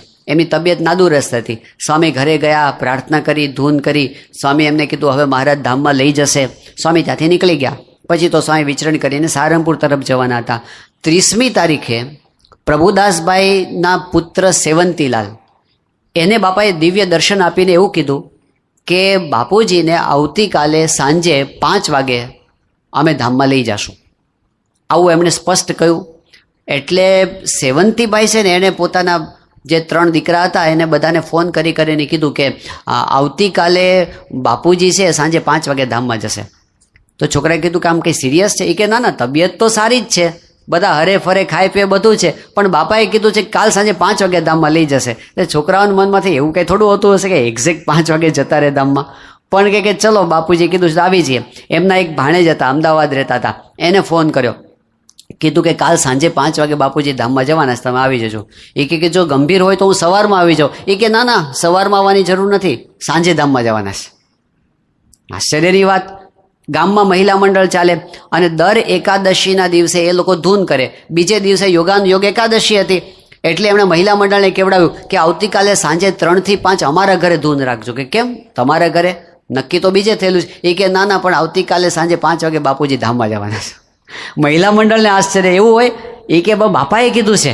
ચલો ત્યારે એમને ઘરે એવી રીતે ગોઠવ્યું. સાંજે 3 થી 5 અને એક બાજુ ધૂન ચાલે. પહેલાં સ્વસ્થ સૂતા છે પલંગમાં, પણ સ્વસ્થ છે. 4:45 થયા ને એટલે સેવંતીભાઈ કે હાલો હવે જલ્દી પ્રસાદ ધરાવી દો, હવે 10 જ મિનિટ બાકી છે. પ્રસાદ ધરાવી દીધો, બધાને વેચી દીધું, જમી લીધું અને 5 મિનિટ બાકી હતા. ઊભા થઈને બાથરૂમ જઈ આવ્યા, પછી પાછા સૂતા. અને એ વખતે એ પ્રભુદાસભાઈના જે મિત્ર, એનું નામ પ્રભુદાસ, એ બાજુમાં જ બેઠા હતા. અને એને અચાનક દર્શન થયા, માણકી ઘોડી આવી છે ને માણકી આવી, મહારાજ આવ્યા, સ્વામી આવ્યા, આવું બોલ્યા ને ત્યાં બાપુજી ધામમાં જતા રહ્યા. એક્ઝેક્ટ આપણને વચન આપીને, ટાઈમ આપીને અંતકાળે સ્વામી ભેગા રહ્યા છે. ક્યારેક પરચા બતાવે છે, ક્યારેક નથી બતાવે, એવું થાય. આપણે ગોંડલમાં પંડ્યા સાહેબ છે, તો એ બાપાના દરવાજે સિક્યુરિટીમાં ઊભા હોય કાયમ, બાપા પધારે ત્યારે. એમાં એ વખત એવું હતું કે બાપાની મુલાકાતે છે ને આમ ગમે ત્યારે હરિભક્ત હોય ને ત્યારે ઘૂસી જતા હતા. એ ટાઈમમાં એવું ચાલતું હતું, છૂટ રહેતી હતી બાપાનો એ વખતે. પણ એમાં સાંજના 5 વાગ્યાનો સમય હતો અને ધર્મચરણ સ્વામી બાપાની રૂમમાં પત્ર લેખન માટે ગયા અને જતાં જતાં કહેતા ગયા કે હમણાં કોઈ પણ મુલાકાતે આવે ને તો એને ઊભા રાખજો, હમણાં બાપાને કેટલાક અગત્યના પત્ર લખવાના છે, એટલે અંદર કોઈ આવે નહીં. એટલે પંડ્યા સાહેબ બહાર ઊભા હતા. એમાં એક હરિભક્ત આવ્યા, આવીને એકદમ અંદર જવા ગયા. પંડ્યા સાહેબે રોક્યા. પેલા હરિભક્તે મારે બાપાને મળવું છે. પંડ્યા સાહેબ કે હમણાં નહીં, હમણાં બાપા કામમાં છે. પહેલાં કે મારે ઉતાવળ છે, કે ઉતાવળ તોય નહીં, મને આદેશ છે, હમણાં નહીં. પહેલાં હરિભક્ત ભાઈ હું અમેરિકાથી આવું છું. અરે અમેરિકાથી આવો કે ચંદ્રલોકમાંથી, હમણાં નહીં. પછી પંડ્યા સાહેબ એ પાવરવાળા, એટલે બંને વચ્ચે ખેંચતાણને બોલાચાલી થઈ. એમાં પાછા વિવેક સાગર સ્વામી આવ્યા. તો વિવેક સાગર સ્વામી પહેલાં હરિભક્તને ઓળખે, એ કે ઓહો તમે ક્યારે આવ્યા, વાતચીત ચાલુ કરી. પંડ્યા સાહેબને લાગે છે કોઈક મોટા હરિભક્ત. પછી ઓળખાણ થઈ, પણ વિવેક સાગર સ્વામીએ ઓળખાણ કરી કે પંડ્યા આને તમે ઓળખતા નથી, આ તમારા ગામના જ છે, પાળજના જ છે આ. એ કે એમ? બંને એક ગામના નીકળ્યા, હેત થયું, વાતો થઈ. પછી વિવેક સાગર સ્વામી એક કામ કરો, તમે અંદર જઈને બાપાને પૂછી આવો કે આ હરિભક્તને ઉતાવળ છે તો આવી જાય અત્યારે. પૂછવા ગયા. બાપા કે આવવા દો. એમને અંદર લઈ ગયા, બાપાની સામે બેઠા અને બેસતા વેત એમને પ્રમુખ સ્વામી મહારાજ સાથે ઝઘડો ચાલુ કર્યો. અને કે સ્વામી મને એ કહો કે મારા ધર્મપત્ની છે, એમના નિયમ ધર્મમાં શું ખામી હતી, એની નિષ્ઠામાં શું ખામી હતી, તમે એને અંતકાળે તેડવા માટે કેમ ન આવ્યા? સ્વામી કેવું હોતું હશે, મહારાજનું વચન છે, બધાને તેડવા માટે મહારાજ જાય જ. તમારા ઘરવાળા નિષ્ઠાવાળા હતા, સત્સંગ પાકો હતો એટલે ધામમાં જ ગયા છે. એ કે નહીં સ્વામી, મને કોઈ નિશાની મળી નથી, મને કાંઈ દર્શન થયા નથી, હું ન માનું. એટલી રકઝક કરી તો સ્વામી છેલ્લે ભાવમાં આવી ગયા. સ્વામી કે હું આવ્યો તો. પછી બાબા કે કંઠી કેમ કાઢી નાખી હતી ગળામાંથી? સ્વામી નિશાની આપી. એટલે એણે હાથ જોડ્યા, હા બાપા સોરી. તો આ પ્રસંગે હવે જો દરેક વખતે કે પરચો બતાવીને એવું ન થાય, પણ એમનું વચન કેવું છે. સ્વામી છેલ્લા 3 વર્ષમાં લગભગ 20 વખત એવું બોલ્યા હશે કે તમને અક્ષરધામમાં લઈ જાશું, એવું વચન આપ્યું છે. જે વખતે આપણા જીવનમાં આપણી સંપત્તિ, આપણી પ્રોપર્ટી, આપણા સગાવાલા, આપણા મિત્રો, આપણું શરીર એ કંઈ આપણી સાથે નહીં હોય ને, એ વખતે આપણી સાથે આપણા ગુરુ પ્રમુખ સ્વામી મહારાજ, મહંત સ્વામી મહારાજ આવીને ઊભા હશે. આ એમનું વચન છે. મહંત સ્વામી મહારાજે જબરજસ્ત વચન આપેલા છે. સાથે એને યાદ કરી લઈએ. હમણાં પેલું દિવ્ય સન્નિધિ પર્વ હતું કાર્યકરોનું, અને એમાં છે ને સ્કીટ એવી હતી કે મહંત સ્વામી સ્ટેજ ઉપર બેઠા હતા અને પેલા 2 કાર્યકરો એકદમ હાંફતા આવ્યા, દોડતા આવીને વાત કરે કે પેલા કાર્યકર કેમ હાંફી ગયા છો? એ કે કેમ અક્ષરધામમાં જઈને પાછા આવ્યા? કે કેમ પાછા આવ્યા? કે દરવાજેથી પાછા કાઢ્યા, અંદર ન આવવા દીધા. કે કેમ? એ કે અમને એવું કીધું કે તમે એમને આવો ન ચાલે, પ્રગટ સત્પુરુષની લેખિત પરવાનગી લઈને આવો. એટલે એ લેવા આવ્યા છે. એમ કરીને મહંત સ્વામીના હાથમાં પાસપોર્ટ મૂક્યો. મહંત સ્વામીએ પાસપોર્ટ હાથમાં લીધો, પેલું કેમેરો ચાલે પાસપોર્ટમાં. મહંત સ્વામી કોઈએ ધાર્યું નહોતું. સ્વામી પેન લઈ સડસડાટ મહંત સ્વામી લખી નાખ્યું, અક્ષરધામ પાકું, સાધુ કેશવ જીવનદાસ. હવે આની પાછળ એક મર્મ છે. 1970ની સાલમાં જ્યારે યોગી બાપા લંડન ગયા હતા ને, તો એ વખતે લંડનની અંદર એક સભા હતી. એ સભામાં યોગી બાપાએ આશીર્વાદ આપ્યા હતા. એ આશીર્વાદ એ વખતના સ્વામિનારાયણ પ્રકાશની અંદર છપાયેલા છે. તો યોગી બાપા આશીર્વાદની અંદર કે આપણે તો આફ્રિકા હતા અને અહીંયા આગળ લંડનના હરિભક્તો કહેતા હતા કે તમે લંડન આવો. પણ બાબા કે લંડન એમને એમ થોડું અવાય છે, સાહેબનો સિક્કો લાગવો જોઈએ, એટલે કે પેલો વિઝા સ્ટેમ્પ લાગવો જોઈએ. તો સાહેબનો સિક્કો લાગે તો અહીંયા લંડન અવાય, એમને એમ લંડનમાં ન અવાય.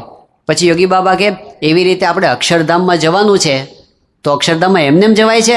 મોટા પુરુષનો સિક્કો લાગવો જોઈએ તો અક્ષરધામમાં જવાય. આટલું કહીને પછી યોગી બાબા કે જો મહંત સ્વામી જેવાનો સિક્કો લાગી જાય ને તો પ્રકૃતિ પુરુષ સુધી કોઈ રોકી શકે નહીં, અક્ષરધામમાં લઈ જાય. 70માં યોગી બાપાએ કીધું હતું. જો પછી તો બાપા પ્રમુખ સ્વામી મહારાજ ગુરુપદે આવવાના હતા અને પછી મહંત સ્વામી આવવાના હતા આટલા વર્ષો પછી. પણ સત્પુરુષ યોગી બાપા કે સત્પુરુષ કે આ લોકમાં આવીને નિપજતા નથી. સત્પુરુષ તો અનાદિના હોય છે, પોતાના ગુરુની છત્રછાયામાં પોતાની જાતને છુપાવી રાખે, એ તો એમની ગુરુ ભક્તિ છે. પરંતુ સત્પુરુષ તો સત્પુરુષ જ હોય છે, અનાદિનું તત્વ છે. તો એ પુરુષે આપણને વચન આપ્યું. હમણાં મહંત સ્વામી ત્યાં દિલ્હી ગયા હતા અને સ્વામી અક્ષરધામના મુખ્ય સ્મારકના પગથિયા ચડતા હતા. બે સંતોએ હાથ પકડ્યા હતા. હવે સ્વામીને આમ તો જરૂર નથી હોતી હાથ પકડવાની, પણ સંતોને એવું કે આપણે લાભ લઈએ એટલે સ્વામી હાથ પકડે એમનો. તો સ્વામી એકદમ મજબૂત રીતે પકડ્યા હતા હાથ. તો એક સંતે કીધું કે સ્વામી આમ હાથની પકડ બહુ મજબૂત છે. તો સ્વામી કે હજી તો એટલી તાકાત છે ને કે તમને ખેંચીને ઉપર ચડાવી દો, આવું બોલ્યા. તો બીજા એક સંત હતા ને એમણે કીધું કે સ્વામી અહીં તો તમે ચડાવી દેશો, પણ ઓલું જે અક્ષરધામ છે ને ત્યાં તમે ખેંચીને બેસાડી દેજો. તો સ્વામી છે ને એકદમ ઊભા રહી ગયા, આમ પાછા ફર્યા અને જેટલા હતા ને સ્વામી કહે કે તમને બધાને તો ખેંચીને નહીં પણ ખભા પર બેસાડીને અક્ષરધામમાં લઈ જશું. કેટલા નિર્ભય કર્યા છે. અંતકાળે આપણી સાથે રહેવા માટેનું આ સત્પુરુષનું વચન છે. I will always be with you. એ જે પ્રમુખ સ્વામી મહારાજે આપણને કહ્યું, ખાલી આકાર બદલાયો. અત્યારે મહંત સ્વામી મહારાજ રૂપે આપણને મળ્યા. પ્રમુખ સ્વામી મહારાજ જ્યારે ગુરુપદે આવ્યા શરૂઆતમાં ત્યારે કીર્તન ઘણીવાર ગવાતું હતું, પ્રમુખજીમાં પ્રગટ રહ્યા છે પુરુષોત્તમ મહારાજ. એની અંદર એક વાત આવતી હતી કે યોગી ગુરુના દેહમાં તમને લાગ્યો તો બહુ થાક, અને એટલે તમે નવ તન ધર્યું છે આમને સુખ આપવા માટે. બરાબર એક્ઝેક્ટલી અહીંયા પણ એવું છે કે બાપાએ બહુ સુખ આપ્યું આપણને એમની 95 વર્ષની ઉંમર સુધી, પણ થાક પણ એવો એમને લાગ્યો હતો. છેલ્લે એ વિચરી નહોતા શકતા, એ પોતે બહાર આવી જ નહોતા શકતા, દર્શન આપી નહોતા શકતા. એટલે એમને નવ તન ધરી અને હવે મહંત સ્વામી મહારાજ રૂપે આપણને એટલો બધો લાભ આપે છે. અત્યારે અમેરિકામાં સ્વામી અત્યારે વિચરણ કરે છે, અઠવાડિયું કે 10-10 દિવસ મોટા સેન્ટરમાં રહે, આખા રિજન વચ્ચે. પણ એટલું બધું જે કોઈ હરિભક્તો વાત કરે ને અમેરિકાના, આમ આનંદથી છલકાય છે બધા. કે સ્વામીએ સુખની રેલમ છેલ કરી દીધી છે, અમૃતની વર્ષા કરી દીધી છે. એટલો બધો આનંદ બધાને કરાવી દીધો છે, કોઈ બાકી નથી રહ્યા. એટલો લાભ. એમાંય નાના નાના બાળકો તો બહુ ખાટી ગયા છે. સ્વામી એકેય બાળકને છોડે નહીં અને વ્યક્તિગત રીતે દરેકે દરેકને મળે છે. તનથી, મનથી, ધનથી બધી રીતે સુખ્યા અત્યારે પોતે કરે છે. સત્સંગ આખો હિલોળે ચડ્યો છે. આમ હરિયાળી આપણને દેખાય છે સત્સંગની. સવારના પોરમાં મહંત સ્વામી મહારાજનો ટાઈમ તો જુઓ. હવે અહીંથી તો અમેરિકા ગયા પછી ટાઈમ ચેન્જ થયો છે, ખબર છે? સવારમાં 5:30 વાગે પૂજામાં આવી જાય છે મહંત સ્વામી, સવારમાં 5:30 વાગે. અને ગઈકાલે વાત કરતા હતા હરિભક્તો, 4:30 વાગે તો મંદિરનું પાર્કિંગ ચિક્કાર ભરાઈ જાય છે.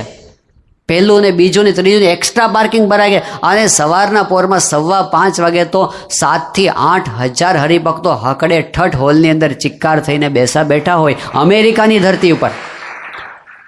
તો ત્યાં જે લીલો પલ્લવ આપણને સત્સંગ દેખાય છે, જ્યાં હરિયાળી દેખાય ત્યાં સમજવું અહીં પાણી હોવું જોઈએ.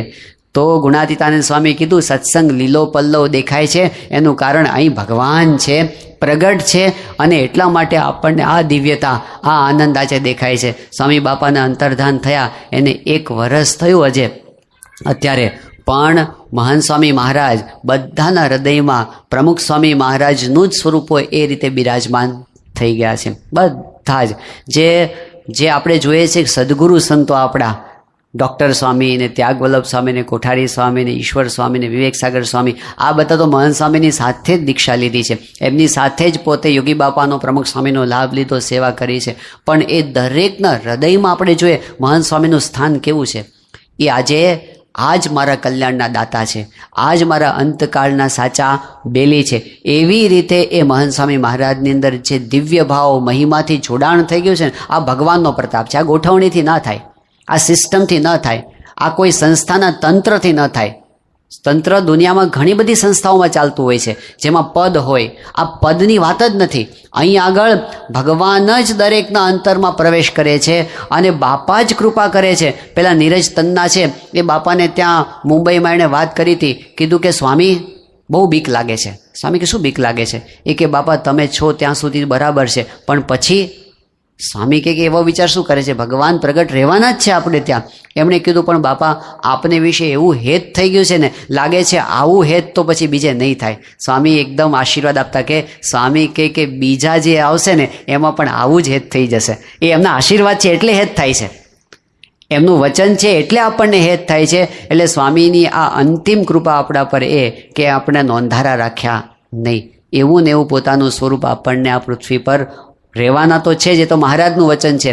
સત્પુરુષ ક્યારેય પૃથ્વી પરથી જતા નથી. એ ગુણાતીત ગુરુ પરંપરાનું વચન છે. પણ આપણી એવી તાકાત નથી કે આપણે ઓળખી શકીએ. હોય તોય એ તો બાપાના વચનોથી અને એમના હસ્તાક્ષરથી આપણે ઓળખી શક્યા કે મહંત સ્વામી આપણી જેવાના આપણી વચ્ચે વર્ષોથી ફરે છે, પણ આ તત્વ જ આખું જુદું છે. આ ગુણાતીત પુરુષ છે, આ અક્ષરધામમાંથી આવેલા પુરુષ છે. એ આપણી મતિથી આપણે ન ઓળખી શકીએ, યોગી બાપાને પ્રમુખ સ્વામી મહારાજના વચનથી ઓળખી શકીએ. એમણે આપણને ઓળખાણ આપી અને ધન્ય કર્યા. એ સ્વામીનો જન્મ શતાબ્દી મહોત્સવ આજે આપણે ઉજવવા જઈ રહ્યા છે. શાસ્ત્રીજી મહારાજનો શતાબ્દી ઉત્સવ ઉજવવાનો હતો ત્યારે યોગી બાપા એવું બોલ્યા કે શાસ્ત્રીજી મહારાજની જયંતિ ઉજવવાની હોય તો માથું આપી દો. આવો ગુરુનો જયંતિ ઉજવવાનો થનગનાટ. યોગી બાપાની શતાબ્દી જ્યારે ઉજવવાની હતી, આપણે પ્રમુખ સ્વામી મહારાજનો ઉમંગ જોયો છે. 5-5 વર્ષ સુધી બાળ મહોત્સવ થયો, યુવક મહોત્સવ થયો, પછી ત્યાં CFI થયો અમેરિકાની અંદર. એ બધામાં બાપાએ યોગી બાપા જ રાખ્યું છે. યોગી બાપાને સ્વામી શ્રી પ્લેટિનમ તુલામાં બેસવા ગયા, બાપા કે યોગી બાપાને લાવો, અને યોગી બાપાની મૂર્તિ યાદ કરી. સારંગપુરની અંદર 92ની સાલમાં સમય હતો, રથયાત્રાનો હતો. સ્વામીશ્રી માટે રથ તૈયાર કર્યો હતો. સ્વામી રથમાં બેસવા, સ્વામી કહે કે યોગી બાપાની મૂર્તિ ક્યાં? હવે તાત્કાલિક ક્યાંથી બધું ઊભું કરવું? મુનિ સ્વામી કહે કે તમને છેલ્લી ઘડી આવા વિચારો આવે છે. બાપાને હેતથી એમણે કીધું. સ્વામી કહે કે જો યોગી બાપાને ન પધરાવવાનો હોય તો મને બોલાવવાનો નહીં.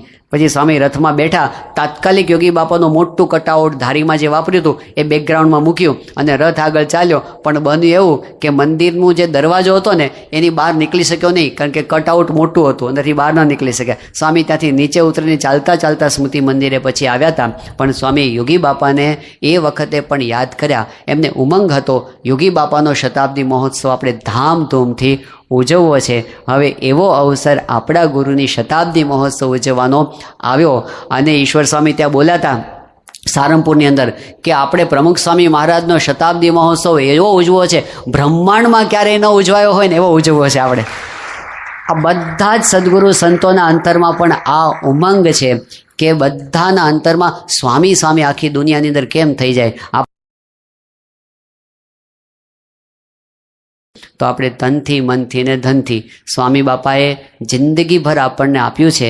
આપણે એમને શું આપવાના? આ સેવાય એ આપે છે, સેવા કરવાની શક્તિ એ આપે છે, અને એની અંદર સેવા કર્યા પછીનો રાજીપો એ જ આપે છે. બધું એ જ આપે છે. કોઈનો પાડ ન રાખે, મુરારીને આપે. સાથે આ રીતે પોતે રહ્યા છે એનું અનુસંધાન આપણને રે. બાપાને પ્રાર્થના આપણે એ કરીએ કે સ્વામી તમે અમારી સાથે તો રહ્યા છો, પણ અમે એવું અનુભવી શકીએ કે તમે અમારી સાથે છો. અને અમને ખબર છે કે એવું અનુભવવું હોય તો અમારે અમારું જીવન પણ એવું બનાવવું પડે કે જેથી તમે અમારી સાથે છો એવું અમે અનુભવી શકીએ.